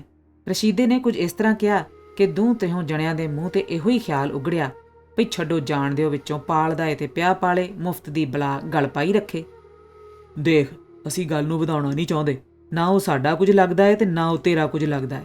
ਇਹ ਤੇ ਧਰਮ ਦਾ ਸਵਾਲ ਏ, ਸੋ ਧਰਮ ਦੇ ਰਾਹ ਵਿੱਚ ਅੜਨਾ ਨਹੀਂ ਚਾਹੀਦਾ। ਐਵੇਂ ਤੂੰ ਆਪਣੀ ਜਾਨ ਦਾ ਖਤਰਾ ਸੇੜ ਬਏਗਾ। ਕਿਸੇ ਨੇ ਕੋਈ ਤੇਰੇ ਨਾਲ ਮਾੜੀ ਚੰਗੀ ਕਰ ਦਿੱਤੀ ਤੇ ਅਸੀਂ ਜ਼ਿੰਮੇਵਾਰ ਨਹੀਂ, ਸੋ ਆਪ ਹੀ ਭਲਾ ਪਾਓ ਤੇ ਮੁੰਡਾ ਵਾਪਸ ਚਾਹ ਦੇ। ਉਹ ਜਾਣੇ ਏਡੇ ਦਿਨ ਖਵਾਣ ਪਿਆਣ ਦੇ 4 ਛਿੱਲੜ ਲੈਣੇ ਨਹੀਂ ਤੇ ਲੈ ਲੈ, ਇੱਕ ਮੋਰੀ ਨੇ ਆਖਿਆ। ਬੇਸ਼ੱਕ ਬੇਸ਼ੱਕ ਕਹਿ ਕੇ ਸਾਰੇ ਬੋਲ ਪਏ। ਅੱਲਾਹ ਅੱਲਾਹ। ਰਸ਼ੀਦੇ ਨੇ ਦੋਵੇਂ ਹੱਥ ਆਪਣੇ ਕੰਨਾਂ ਨੂੰ ਲਾਏ। ਮੈਰੀ ਖਲੋਤੀ ਹੋਈ ਏ, ਨਾਲ ਸਾਡੇ 2-3 ਬੰਦੇ ਜਾਂਦੇ ਨੇ ਤੇ ਮੁੰਡੇ ਨੂੰ ਤੇਰੇ ਘਰੋਂ ਲੈ ਆਉਂਦੇ ਨੇ। ਅਸੀਂ ਆਪੇ ਸ਼ੁੱਧ ਕਰ ਲਵਾਂਗੇ। ਮੈਂ ਇੱਕ ਵਾਰੀ ਤੁਸਾਂ ਸਾਰਿਆਂ ਦੀ ਮਿਹਨਤ ਕਰਨਾ ਵਾ, ਉਸੇ ਸ਼ੋਧੇ ਉੱਤੇ ਰਹਿਮ ਕਰੋ ਤੇ ਜਿੱਥੇ ਹੈ ਟਿਕਿਆ ਰਹਿਣ ਦਿਓ। ਸੂ ਮੇਰੀ ਘਰਵਾਲੀ ਉਹਨੂੰ ਆਪਣੇ ਢਿੱਡ ਦੇ ਜੰਮੇ ਵਾਂਗਣ ਪਈ ਪਾਲਦੀ ਏ। ਰਸ਼ੀਦੇ ਨੇ ਦੋਵੇਂ ਹੱਥ ਬੰਨ੍ਹ ਲਏ। ਅਸਾਂ ਤੈਨੂੰ ਸਿੱਧਾ ਰਾਹ ਦੱਸ ਦਿੱਤਾ ਹੈ। ਜੇ ਤੂੰ ਸੁੱਖ ਚਾਹਨਾ ਹੈ ਤੇ ਭਲਾ ਬਣ ਕੇ ਤੁਰ ਪਓ, ਨਹੀਂ ਤੇ ਅਸੀਂ ਜਾਣਨੇ ਆ ਸਿੱਧੀ ਉਂਗਲੀ ਨਾਲ ਘਿਓ ਨਹੀਂ ਨਿਕਲਦਾ। 2-3 ਜਣੇ ਮੰਜੀਆਂ ਤੋਂ ਉੱਠ ਕੇ ਖਲੋ ਗਏ। ਚਾਦਰ ਦੀ ਬੁੱਕਲ ਮਾਰੀ, ਪਿਛਲੇ ਅੰਦਰੋਂ ਮੈਰੀ ਆ ਗਈ। ਰਸ਼ੀਦੇ ਨੂੰ ਖਲੋਣਾ ਪਿਆ ਤੇ ਸਾਰੇ ਰਸ਼ੀਦੇ ਦੇ ਘਰ ਵੱਲ ਤੁਰ ਪਏ। ਪੂਰੋ ਆਪਣੇ ਘਰ ਦੇ ਬੂਹੇ ਕੋਲ ਖਲੋ ਕੇ ਗਲੀ ਦੀਆਂ ਬਿੜਕਾਂ ਪਈ ਲੈਂਦੀ ਸੀ। ਜਿਉਂ ਹੀ ਉਹਨੇ ਰਸ਼ੀਦੇ ਦਾ ਨੀਵਾਂ ਸਿਰ ਤੱਕਿਆ, ਨਾਲ 3-4 ਬੰਦਿਆਂ ਦੇ ਆਉਂਦੇ ਪੈਰ ਵੇਖੇ, ਪੂਰੋ ਦਾ ਕਲੇਜਾ ਰਹਿ ਗਿਆ। ਅੱਜ ਪੂਰੋ ਨੂੰ ਆਪਣੇ ਉਹ ਦਿਨ ਅੱਖਾਂ ਅੱਗੇ ਆਏ ਜਿਸ ਦਿਨ ਉਹਦੀ ਮਾਂ ਉਹਦੇ ਨਾਲੋਂ ਟੁੱਟ ਗਈ ਸੀ, ਜਿਸ ਦਿਨ ਉਹਦਾ ਪਿਓ ਉਹਦੇ ਨਾਲੋਂ ਨਿਖੜ ਗਿਆ ਸੀ, ਜਿਸ ਦਿਨ ਉਹਦੇ ਭੈਣ ਭਰਾ ਉਹਦੇ ਕੋਲੋਂ ਵਿਛੜ ਗਏ ਸਨ। ਇਹ ਮੁੰਡਾ ਵੀ ਉਹਦੀ ਬਣ ਚੁੱਕੀ ਆਂਦਰ ਸੀ। ਇਸ ਆਂਦਰ ਦੇ ਟੁੱਟਣ ਵਿੱਚ ਵੀ ਓਡੀ ਹੀ ਪੀੜ ਸੀ। ਪੂਰੋ ਨੇ ਦੌੜ ਕੇ ਮੁੰਡੇ ਨੂੰ ਛਾਤੀ ਨਾਲ ਚਮੋੜ ਲਿਆ। ਰਸ਼ੀਦਾ ਆਪਣੇ ਵਿਹੜੇ ਵਿੱਚ ਆ ਕੇ ਇਉਂ ਖਲੋ ਗਿਆ ਜਿਵੇਂ ਕੋਈ ਗੁਆਚਾ ਹੋਇਆ ਬੰਦਾ ਹੁੰਦਾ ਹੈ। ਨਾ ਰਸ਼ੀਦੇ ਨੂੰ ਕੁਝ ਕਹਿਣ ਦੀ ਲੋੜ ਸੀ, ਨਾ ਪੂਰੋ ਨੂੰ ਕੁਝ ਪੁੱਛਣ ਦੀ ਲੋੜ ਸੀ। ਮੈਰੀ ਵੀ ਪਲਕ ਉੱਠ ਠੰਬਰ ਗਈ। ਪੂਰੋ ਦੀ ਛਾਤੀ ਨਾਲੋਂ ਬੱਚੇ ਨੂੰ ਲਾਹ ਲੈਣਾ ਉਹਨੂੰ ਬੜਾ ਔਖਾ ਲੱਗਾ। ਛੇਤੀ ਹੋ, ਉੱਤੋਂ ਕਵੇਲਾ ਪਿਆ ਹੁੰਦਾ ਹੈ, ਅਸੀਂ ਕੰਮੇ ਕਾਰੇ ਲੱਗਣਾ ਹੈ। ਨਾਲ ਦੇ 3 ਬੰਦਿਆਂ ਨੇ ਖਰਵਿਆਂ ਹੋ ਕੇ ਆਖਿਆ। ਮੈਰੀ ਨੇ ਦੋਵੇਂ ਹੱਥ ਵਧਾ ਕੇ ਪੂਰੋ ਦੇ ਹੱਥਾਂ ਵਿੱਚੋਂ ਬੱਚੇ ਨੂੰ ਚੁੱਕ ਲਿਆ। ਮੁੰਡੇ ਦੀ ਮੁੱਠ ਪੂਰੋ ਦੇ ਪੱਲੇ ਨੂੰ ਪਈ। ਪੂਰੋ ਨੂੰ ਇਵੇਂ ਹੀ ਲੱਗਾ ਜਿਵੇਂ ਮੁੰਡਾ ਉਹਦੇ ਕਲੇਜੇ ਵਿੱਚੋਂ ਭਰ ਕੇ ਇੱਕ ਰੁੱਗ ਪਿਆ ਕੱਢਦਾ ਹੋਵੇ। ਪੂਰੋ ਦਾ ਪੱਲਾ ਨਾਲ ਖਿੱਚਿਆ ਗਿਆ। ਮੈਰੀ ਨੇ ਮੁੰਡੇ ਦੀ ਮੁੱਠ ਖੋਲ ਕੇ ਪੱਲਾ ਛੁਡਾ ਦਿੱਤਾ। ਮੁੰਡਾ ਟਟਿਆ ਪਿਆ, ਸ਼ਾਇਦ ਉਪਰੇ ਹੱਥਾਂ ਦੀ ਛੋਹ ਨਾਲ। ਪੂਰੋ ਟੁੱਟੀ ਹੋਈ ਟਾਹਣੀ ਵਾਂਗਣ ਕੰਧ ਦਾ ਆਸਰਾ ਲੈ ਕੇ ਬਹਿ ਗਈ। ਗਲੀ ਦੇ ਮੋੜ ਤੋਂ ਅਜੇ ਵੀ ਮੁੰਡੇ ਦੇ ਰੋਣ ਦੀ ਆਵਾਜ਼ ਆਉਂਦੀ ਪਈ ਸੀ। ਤਰਕਾਲਾਂ ਵੇਲੇ ਤੱਕ ਪੂਰੋ ਦੀ ਛਾਤੀ ਵਿੱਚੋਂ ਦੁੱਧ ਸਿਮ ਕੇ ਉਹਦੀ ਕਮੀਜ਼ ਗਿੱਲੀ ਹੋ ਗਈ। ਉਹ ਕਹਿੰਦੀ ਸੀ ਮੁੰਡਾ ਜ਼ਰੂਰ ਭੁੱਖ ਨਾਲ ਵਿਲਕਦਾ ਹੋਣਾ ਹੈ, ਤਾਈਓ ਉਹਦਾ ਦੁੱਧ ਤ੍ਰਿਪ ਕਰਕੇ ਵਗਦਾ ਪਿਆ ਸੀ। ਰਾਤੀ ਪੂਰੋ ਹੋਰਾਂ ਦੇ ਨਾ ਕਿਸੇ ਪੱਕੀ ਨਾ ਖਾਧੀ। ਜਦੋਂ ਜਵੇਦ ਸੁਭਾਕੀ ਜਿਹੇ ਪੁੱਛਦਾ, ਅੱਬਾ ਸਾਡੇ ਕਾਕੇ ਨੂੰ ਕਿੱਥੇ ਲੈ ਗਏ ਨੇ, ਜਾਂ ਅੱਬਾ ਸਾਡਾ ਕਾਕਾ ਕਦੋਂ ਆਵੇਗਾ, ਪੂਰੋ ਤੇ ਰਸ਼ੀਦਾ ਨਿਰੁੱਤਰ ਜਿਹੇ ਹੋ ਕੇ ਜਾਵੇਦ ਵੱਲ ਤੱਕਦੇ, ਸ਼ਰਮਿੰਦੇ ਜਿਹੇ ਹੋ ਕੇ ਚੁੱਪ ਕਰ ਰਹਿੰਦੇ। ਪੂਰੋ ਦੀਆਂ ਅੱਖਾਂ ਅੱਗੇ ਕੰਮੋ ਦਾ ਮੂੰਹ ਆਉਂਦਾ, ਪੂਰੋ ਦੀਆਂ ਅੱਖਾਂ ਅੱਗੇ ਮੁੰਡੇ ਦਾ ਮੂੰਹ ਆਉਂਦਾ। ਪੂਰੋ ਰਹਿ ਰਹਿ ਕੇ ਸੋਚਦੀ, ਉਹ ਟੁੱਟੇ ਹੋਏ ਫੁੱਲਾਂ ਨੂੰ ਕਿਉਂ ਗਲ ਨਾਲ ਲਾ ਲਾ ਕੇ ਬਹਿੰਦੀ ਸੀ? ਉਹ ਟੁੱਟੀਆਂ ਹੋਈਆਂ ਕਲੀਆਂ ਨੂੰ ਕਿਉਂ ਪਾਣੀ ਦੇ ਤਰੌਂਕੇ ਦੇ ਦੇ ਕੇ ਰੱਖਦੀ ਸੀ? ਸਾਰੇ ਹੀ ਉਹਦੇ ਬਗਾਨੇ ਸਨ, ਕੋਈ ਵੀ ਉਸਦਾ ਆਪਣਾ ਨਹੀਂ ਸੀ ਬਣਦਾ। ਫਿਰ ਰਹਿ ਰਹਿ ਕੇ ਉਹਨੂੰ ਰਸ਼ੀਦੇ ਦਾ ਮੂੰਹ ਚੰਗਾ ਲੱਗਦਾ। ਇੱਕ ਉਹ ਹੀ ਉਹਦੇ ਨਾਲ ਤੋੜ ਨਿਭਾ ਰਿਹਾ ਸੀ। ਸਿਰਫ ਉਹ ਉਹਦਾ ਆਪਣਾ ਸੀ, ਉਹਦੇ ਜਾਵੇਦ ਦਾ ਪਿਓ ਸੀ। ਦੂਸਰੀ ਭਲਕ ਤੇ ਤੀਸਰੀ ਭਲਕ ਲੰਘੀ। ਉਸ ਤੋਂ ਅਗਲੇਰੇ ਦਿਨ ਸਾਰੇ ਪਿੰਡ ਵਿੱਚ ਇੱਕੋ ਹੀ ਚਰਚਾ ਸੀ, ਮੁੰਡੇ ਨੇ ਨਹੀਂ ਬਚਣਾ, ਮੁੰਡਾ ਤਾਂ ਮਰਨ ਮਰਾਂਦ ਹੋਇਆ ਪਿਆ ਏ। ਮੁੰਡੇ ਦਾ ਤੇ ਹਾਲ ਹੀ ਕੋਈ ਨਹੀਂ, ਜਿਹੜਾ ਦੁੱਧ ਦਾ ਘੁੱਟ ਦੇ ਅੰਦਰ ਲੰਘਦਾ ਹੈ ਸਗਵੇਂ ਦਾ ਸਗਵਾ ਨਿਕਲ ਜਾਂਦਾ ਹੈ। ਪੂਰੋ ਕੰਧਾਂ ਨਾਲ ਲੱਗ-ਲੱਗ ਰੋਂਦੀ। ਪੂਰੋ ਦੀਆਂ ਛਾਤੀਆਂ ਦੁੱਧ ਦੇ ਕੱਠ ਨਾਲ ਆਫਰ ਗਈਆਂ ਸਨ ਤੇ ਮੁੰਡੇ ਦਾ ਮੂੰਹ ਦੁੱਧ ਤੋਂ ਟੁੱਟਾ ਹੋਇਆ ਸੀ। ਮੁੰਡੇ ਦੇ ਮੂੰਹ ਤੇ ਦੁੱਧ ਦੇ ਵਿਚਕਾਰ ਬੜੀ ਵਿੱਥ ਪੈ ਗਈ ਸੀ। ਮੁੰਡਾ ਦੁੱਧੋਂ ਤੋੜ ਲਿਆ ਨੇ, ਮੁੰਡੇ ਦੀ ਆਹ ਪੈ ਜਾਣੀ ਏ। ਜੇ ਮੁੰਡਾ ਮਰ ਗਿਆ ਤੇ ਪਿੰਡ ਤੇ ਸਾੜ ਸਤੀ ਆ ਜਾਣੀ ਏ। ਨਹੀਂ, ਮੈਂ ਤੇ ਆਪਣੇ ਆਦਮੀ ਨੂੰ ਆਖਦੀ ਆਂ, ਭਲੇ ਲੋਕ ਬਣ ਕੇ ਜਿੱਥੋਂ ਮੁੰਡਾ ਆਂਦਾ ਏ ਉੱਥੇ ਹੀ ਛੱਡ ਕੇ ਆਵੋ। ਅਸੀਂ ਤੇ ਆਪ ਬਾਲ ਬੱਚੇਦਾਰ ਆਂ, ਕਿਸੇ ਦੀ ਆਪ ਭੈੜੀ ਹੁੰਦੀ ਏ। ਹਾਏ ਹਾਏ, ਮੇਰਾ ਮਰਦ ਹੀ ਆਪ ਹੁਦਰਾ ਏ। ਮੈਂ ਤੇ ਪਹਿਲੋਂ ਹੀ ਵਰਜ ਰਹੀ ਸਾਂ ਕਿ ਪਰਾਈ ਅੱਗ ਵਿੱਚੋਂ ਤੂੰ ਕੀ ਲੈਣਾ ਏ। ਨਹੀਂ, ਕਹਿੰਦੇ ਨੇ ਰਾਤੀ ਮੈਰੀ ਨੇ ਠੰਡਾ ਦੁੱਧ ਮੁੰਡੇ ਨੂੰ ਪਿਆ ਛੱਡਿਆ, ਮੁੰਡਾ ਉਸੇ ਵੇਲੇ ਹੋਰ ਦਾ ਹੋਰ ਹੋ ਗਿਆ। ਹਾਂ, ਮਾਝਾ ਦੁੱਧ ਪਲਾ ਲੂਏ ਜੇ ਬਾਲ ਨੂੰ ਕਿੱਥੋਂ ਪਚਦਾ। ਮੁੰਡੇ ਨੂੰ ਉੱਪਰ ਛੱਲਾਂ ਆਉਣ ਲੱਗ ਪਈਆਂ। ਨਹੀਂ ਨਹੀਂ ਨਹੀਂ, ਮੁੰਡੇ ਨੇ ਹੇਰਵਾ ਖਾਦਾ ਏ, ਜਦੋਂ ਦਾ ਜੰਮਿਆ ਏ ਉਸੇ ਦਾ ਤੇ ਮੂੰਹ ਤੱਕਦਾ ਰਿਹਾ ਏ, ਹੁਣ ਉਹ ਕਿੱਥੋਂ ਪਰਚੇ। ਹਾਏ ਵਿਚਾਰਾ ਬੇਜ਼ਬਾਨ ਏ। ਪਿੰਡ ਦੀਆਂ ਹਿੰਦੂ ਤਰੀਮਤਾਂ ਦੇ ਮੂੰਹ ਉੱਤੇ ਇਹੋ ਹੀ ਗੱਲਾਂ ਸਨ। ਪੂਰੋ ਅਵਾਈਆਂ ਲੈਂਦੀ, ਬਿੜਕਾਂ ਲੈਂਦੀ, ਕੰਸੋਆਂ ਸੁਣਦੀ। ਉਸਦਾ ਜੀ ਕਰਦਾ ਉਹ ਭੱਜੀ ਭੱਜੀ ਧਰਮਸ਼ਾਲਾ ਜਾਵੇ ਤੇ ਉਹਨਾਂ ਨੂੰ ਤਰਲੇ ਪਾਵੇ, ਇਉਂ ਇੱਕ ਜੀ ਦਾ ਘਾਤ ਨਾ ਕਰੋ, ਮੁੰਡਾ ਮੇਰੀ ਝੋਲੀ ਪਾ ਦਿਓ, ਮੁੰਡਾ ਰਾਜ਼ੀ ਹੋ ਜਾਏਗਾ। ਪੂਰੋ ਦੇ ਪੈਰਾਂ ਦਾ ਹੌਸਲਾ ਨਾ ਪੈਂਦਾ। ਉਸਨੂੰ ਉਮੀਦ ਨਹੀਂ ਸੀ ਕਿ ਮਜ਼ਹਬ ਦੇ ਪੱਥਰ ਵਰਗੇ ਕੰਨ ਉਹਦੀ ਮਿੰਨਤ ਸੁਣ ਲੈਣਗੇ। ਉਸ ਤੋਂ ਵੀ ਅਗਲੇ ਦਿਨ ਤੱਕ ਕੋਈ ਗੱਲ ਨਾ ਵਾਪਰੀ। ਫੇਰ ਚਾਣਚੱਕ ਰਸ਼ੀਦੇ ਹੋਰਾਂ ਦੇ ਵਿਹੜੇ ਵਿੱਚ 2-3 ਬੰਦੇ ਆ ਖਲੋਤੇ। ਆ ਲਵੋ, ਇਹਦੀ ਜਿੰਦ ਤੁਹਾਡੇ ਹੀ ਹਵਾਲੇ ਕਰਦੇ ਆਂ, ਜੇ ਬਚਦਾ ਜੇ ਤੇ ਬਚਾ ਲਵੋ। ਤੇ ਉਹਨਾਂ ਨੇ ਚਿੱਟੇ ਕੱਪੜਿਆਂ ਵਿੱਚ ਵਲੇਟਿਆ ਹੋਇਆ ਪੀਲਾ ਬੇਸੁਰਤ ਬਾਲ ਰਸ਼ੀਦੇ ਦੀ ਝੋਲੀ ਪਾ ਦਿੱਤਾ। ਇੱਕ ਵਾਰੀ ਤਾਂ ਰਸ਼ੀਦੇ ਦਾ ਜੀ ਕੀਤਾ ਉਹ ਕੱਸ ਕੇ ਇੱਕ ਚਪੇੜ ਉਹਨਾਂ ਦੇ ਮੂੰਹ ਤੇ ਮਾਰੇ। ਮੇਰੀ 6 ਮਹੀਨਿਆਂ ਦੀ ਟਹਿਲ ਵਾਸਤੇ ਤੁਸੀਂ ਚਾਂਦੀ ਦੇ 4 ਸਿੱਕੇ ਦਿੰਦੇ ਸੋ, ਹੁਣ ਕਬਰਾਂ ਵਿੱਚ ਉਹਦੀਆਂ ਲੱਤਾਂ ਲਟਕਾ ਕੇ ਮੇਰੇ ਹਵਾਲੇ ਕਰਨ ਆਏ ਹੋ? ਜਾਓ, ਜਿੱਥੇ ਮਰਜ਼ੀ ਜੇ ਲੈ ਜਾਓ। ਪੂਰੋ ਦਾ ਹੁਲਸਿਆ ਹੋਇਆ ਮੂੰਹ ਵੇਖ ਕੇ ਰਸ਼ੀਦਾ ਸਭੋ ਕੁਝ ਪੀ ਗਿਆ। ਇੱਕ ਸਾਤੇ ਦੇ ਅੰਦਰ ਅੰਦਰ ਸਾਰੇ ਪਿੰਡ ਨੇ ਵੇਖਿਆ ਮੁੰਡਾ ਪੂਰੋ ਦੇ ਵਿਹੜੇ ਵਿੱਚ ਖੈਰੀ ਮੇਰੀ ਪਿਆ ਖੇਡਦਾ ਸੀ। ਰੱਤੋਵਾਲ। ਰਹੀਮੇ ਦੀ ਬੁੱਢੀ ਮਾਂ ਦੀਆਂ ਦੋਵੇਂ ਅੱਖਾਂ ਰਹਿੰਦੀਆਂ ਜਾਂਦੀਆਂ ਸਨ। ਰਹੀਮੇ ਦੀ ਇੱਕ ਤਰੀਮਤ 7 ਮਹੀਨਿਆਂ ਦੀ ਅਲੂਈ ਜਿਹੀ ਕੁੜੀ ਛੱਡ ਕੇ ਮਰ ਗਈ ਤੇ ਉਹਦੀ ਦੂਜੀ ਤਰੀਮਤ ਦੀ ਸੱਸ ਨਾਲ ਬਣਦੀ ਘੱਟ ਸੀ। ਰਹੀਮੇ ਦੀ ਮਾਂ ਅੱਖੀਆਂ ਨੂੰ ਹੋਰ ਵੀ ਝੁਰਦੀ। ਅਜੇ ਤੱਕ ਉਹਦੇ ਨੈਣ ਪ੍ਰਾਣ ਨਰੋਏ ਰਹੇ ਸਨ। ਉਹ ਚੌਂਕੇ ਦੇ 32 ਕੰਮ ਸਵਾਰਦੀ ਸੀ। ਉਹਨੇ ਲੋਗੜ ਕੱਤ-ਕੱਤ ਕੇ ਦਰੀਆਂ ਨਾਲ ਟਰੰਕ ਭਰ ਛੱਡੇ ਸਨ। ਉਹਨੇ ਮਹੀਨ ਕੱਤ-ਕੱਤ ਕੇ 2 ਤਈਆਂ ਤੇ ਚੌਤਈਆਂ ਨਾਲ ਘਰ ਭਰ ਛੱਡਿਆ ਸੀ। ਅਜੇ ਤੱਕ ਉਹ ਆਪਣੇ ਬੁੱਢੇ ਹੱਡਾਂ ਨਾਲ ਦਾਣੇ ਛੱਡ ਲੈਂਦੀ ਸੀ, ਆਟਾ ਪੀ ਲੈਂਦੀ ਸੀ, ਕਪਾਹ ਵੇਲ ਲੈਂਦੀ ਸੀ, ਚਾਹ ਵੇਲੇ ਦੁੱਧ ਦਾ ਰਿੜਕਣਾ ਪਾ ਕੇ ਬਹਿ ਜਾਂਦੀ ਸੀ। ਫਿਰ ਵੀ ਉਹਦੀ ਨੂੰਹ ਕਈ ਨਕਲਾਂ ਲਾਂਦੀ ਸੀ ਤੇ ਉਹ ਸੋਚਦੀ ਸੀ ਜੇ ਉਹ ਅੱਖਾਂ ਤੋਂ ਮੁਤਾਜ ਹੋ ਗਈ ਤੇ ਉਹਨੂੰ ਕਿਸੇ ਨੇ ਮਿੱਟੀ ਦੇ ਠੂਠੇ ਵਿੱਚ ਪਾਣੀ ਵੀ ਨਹੀਂ ਪੁੱਛਣਾ। ਦਿਓ ਰਾਤੀ ਝੁਰਦੀ ਰਹੀਮੇ ਦੀ ਮਾਂ ਨੇ ਇੱਕ ਦਿਹਾੜੇ ਪੂਰੋ ਦਾ ਤਰਲਾ ਲਿਆ ਕਿ ਜੇ ਉਹ ਇੱਕ 15 ਦਿਹਾੜੇ ਉਹਦੇ ਨਾਲ ਚੱਲੇ ਤੇ ਉਹ ਆਪਣਾ ਇਲਾਜ ਕਰ ਵੇਖੇ, ਖੌਰੇ ਉਹਦੀ ਸੁਣੀ ਜਾਏ। ਅੰਮਾ, ਉਹ ਸਿਆਣਾ ਕਿੱਥੇ ਰਹਿੰਦਾ ਏ? ਪੂਰੋ ਨੇ ਪੁੱਛਿਆ। ਸਿਆਣਾ ਕਿਤੇ ਨਹੀਂ ਧੀਏ, ਇੱਕ ਬੌਲੀ ਏ, ਉਹਨੂੰ ਪੀਰਾਂ ਦੀ ਦੇਣ ਏ। ਆਂਦੇ ਨੇ ਉਹਦੇ ਪਾਣੀ ਨਾਲ ਰੋਜ਼ ਸਵੇਰੇ ਨਮਾਜ਼ ਪੜ੍ਹ ਕੇ ਅੱਖਾਂ ਧੋਈਏ ਤੇ ਦਿਹਾੜਿਆਂ ਵਿੱਚ ਅੱਖਾਂ ਵੱਲ ਹੋ ਪੈਂਦੀਆਂ ਨੇ। ਸੁਣਿਆ ਏ ਉੱਥੋਂ ਕਈਆਂ ਦੀਆਂ ਬੰਦ ਹੋਈਆਂ ਅੱਖਾਂ ਵੀ ਖੁੱਲ੍ਹ ਪਈਆਂ ਨੇ। ਬੌਲੀ ਦੀ ਮਿੱਟੀ ਵੀ ਅੱਖਾਂ ਤੇ ਲਾਉਂਦੇ ਨੇ। ਕਿੱਥੇ ਵੇ ਅੰਮਾ ਉਹ ਬੌਲੀ? ਰੱਤੋਵਾਲ ਪਿੰਡ ਵਿੱਚ ਇੱਕ ਸਾਈਂ ਉੱਥੇ ਰਹਿੰਦਾ ਹੈ। ਆਏ ਗਏ ਮਰੀਜ਼ ਲਈ ਉਸ ਬੌਲੀ ਦੇ ਕੋਲ ਤੰਬੂ ਲਵਾਇਆ ਹੋਇਆ ਹੈ। ਪੂਰੋ ਦੇ ਕੰਨਾਂ ਵਿੱਚ ਜਿਵੇਂ ਕਿਸੇ ਨੇ ਤੀਲਾ ਖੋਭ ਦਿੱਤਾ ਹੋਵੇ। ਰੱਤੋਵਾਲ, ਰੱਤੋਵਾਲ। ਛੱਤੋਆਣੀ ਦੀਆਂ ਪੈਲੀਆਂ ਕੋਲ ਖਲੋ ਕੇ ਜਿਸ ਰੱਤੋਵਾਲ ਨੂੰ ਜਾਂਦੀ ਕੱਚੀ ਸੜਕ ਦਾ ਪੂਰੋ ਮੂੰਹ ਵੇਂਦੀ ਹੁੰਦੀ ਸੀ, ਜਿਸ ਸੜਕ ਉੱਤੋਂ ਕਿਸੇ ਨੇ ਪੂਰੋ ਨੂੰ ਲੈਣ ਵਾਸਤੇ ਪੀੜੀ ਹੋਈ ਘੋੜੀ ਉੱਤੇ ਚੜ੍ਹ ਕੇ ਆਉਣਾ ਸੀ, ਜਿਸ ਸੜਕ ਉੱਤੋਂ ਪਿੰਡ ਦੇ 4 ਕਹਾਰਾਂ ਨੇ ਪੂਰੋ ਦਾ ਡੋਲਾ ਲੈ ਕੇ ਲੰਘਣਾ ਸੀ। ਰੱਤੋਵਾਲ, ਰੱਤੋਵਾਲ। ਪੂਰੋ ਦੇ ਪੈਰਾਂ ਨਾਲ ਕਦੇ ਉਹ ਰਾਹ ਨਾ ਮੈਲੇ ਹੋਏ। ਪੂਰੋ ਨੇ ਅੱਖਾਂ ਨਾਲ ਕਦੇ ਉਹ ਪਿੰਡ ਨਾ ਤੱਕਿਆ। ਪੂਰੋ ਨੂੰ ਇੱਕ ਭੁੱਲਿਆ ਹੋਇਆ ਨਾਂ ਚੇਤੇ ਆਇਆ, ਰਾਮਚੰਦ, ਰਾਮਚੰਦ।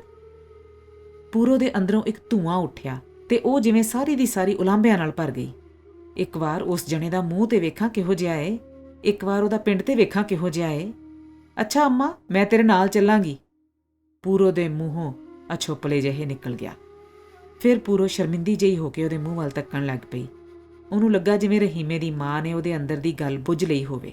ਸਾਈਂ ਬੱਚੇ ਜੀਣ ਨੀ, ਦੁੱਧੀ ਤੇ ਪੁੱਤਰੀ ਵਾਰ ਨਾ ਆਵੀ। ਰਹੀਮੇ ਦੀ ਮਾਂ ਦੇ ਅੰਦਰੋਂ ਅਸੀਸਾਂ ਨਿਕਲੀਆਂ। ਖੌਰੇ ਉਹਦੇ ਜੀਅ ਵਿੱਚ ਵਲੇਲ ਆਇਆ, ਕਦੇ ਉਹਦੀ ਆਪਣੀ ਨੂੰਹ ਵੀ ਏਡਾ ਹੀ ਮਿੱਠਾ ਬੋਲ ਸਕਦੀ। ਅੰਮਾ, ਜਵੇਦ ਦੇ ਅੱਬਾ ਨੂੰ ਤੂੰ ਮਨਾਈ, ਮੈਂ ਨਹੀਂ ਕਹਿਣਾ, ਪੂਰੋ ਨੇ ਇੱਕ ਲਾਜ ਨਾਲ ਆਖਿਆ। ਲੈ ਹੇਖਾਂ, ਉਹ ਮੇਰਾ ਪੁੱਤਰ ਏ, ਕਦੀ ਇਨਕਾਰੀ ਹੋ ਸਕਦਾ ਹੈ? ਮੇਰੀ ਖਾਤਰ 4 ਦਿਹਾੜੇ ਔਖੇ ਸੌਖੇ ਕੱਟ ਲਵੇਗਾ, ਬੜੇ ਦਾਈਏ ਨਾਲ ਰਹੀਮੇ ਦੀ ਮਾਂ ਨੇ ਆਖਿਆ। ਪੂਰੋ ਚੰਗੀ ਭਲੀ ਜਾਣਦੀ ਸੀ ਰਸ਼ੀਦਾ ਕਦੇ ਉਹਦੀ ਗੱਲ ਨਹੀਂ ਟਾਲਦਾ, ਪਰ ਰਸ਼ੀਦੇ ਦੇ ਸਾਹਮਣੇ ਰੱਤੋਵਾਲ ਦਾ ਨਾਂ ਲੈਣਾ ਵੀ ਪੂਰੋ ਨੂੰ ਔਖਾ ਸੀ। ਉਸ ਰਾਤ ਪੂਰੋ ਦੁਚਿੱਤੀਆਂ ਵਿੱਚ ਪਈ ਰਹੀ। ਉਹ ਮੇਰਾ ਕੌਣ ਹੁੰਦਾ ਏ?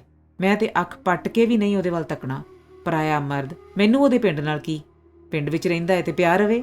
ਅੰਮਾ ਆਪਣਾ ਇਲਾਜ ਕਰੇਗੀ, ਫਿਰ ਅਸੀਂ ਮੁੜ ਆਵਾਂਗੇ। ਤੱਤੀਏ, ਤੇਰੇ ਹੀ ਤੇ ਅੰਦਰੋਂ ਉਹਦੀਆਂ ਵਲੇਲਾਂ ਉੱਠਦੀਆਂ ਨੇ। ਉਹਨੂੰ ਤੇ ਤੂੰ ਇੱਕ ਭੈੜੇ ਸੁਪਨੇ ਵਾਂਗਰ ਵੀ ਚੇਤੇ ਨਹੀਂ ਹੋਣੀ।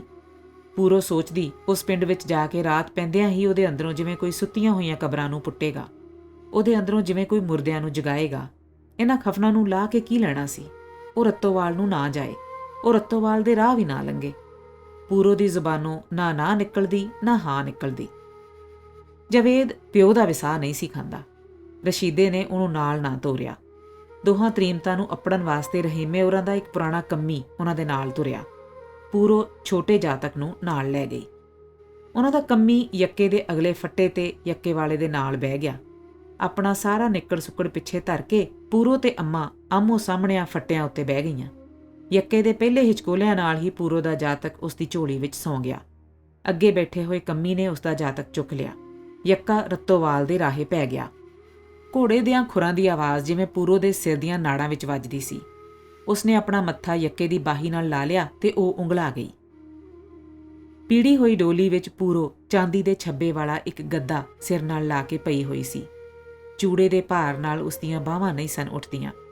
ਹਵਾ ਦੇ ਇੱਕ ਬੁੱਲੇ ਨਾਲ ਡੋਲੀ ਦਾ ਕੱਪੜਾ ਜ਼ਰਾ ਕੁ ਸਰਕਿਆ। ਨਿੰਮੇ ਜਿਹੇ ਚਾਨਣ ਵਿੱਚ ਉਸਨੇ ਤੱਕਿਆ। ਉਸਦੇ ਹੱਥਾਂ ਉੱਤੇ ਮਹਿੰਦੀ ਦੇ ਠੱਪੇ ਪੈ ਗਏ ਸਨ।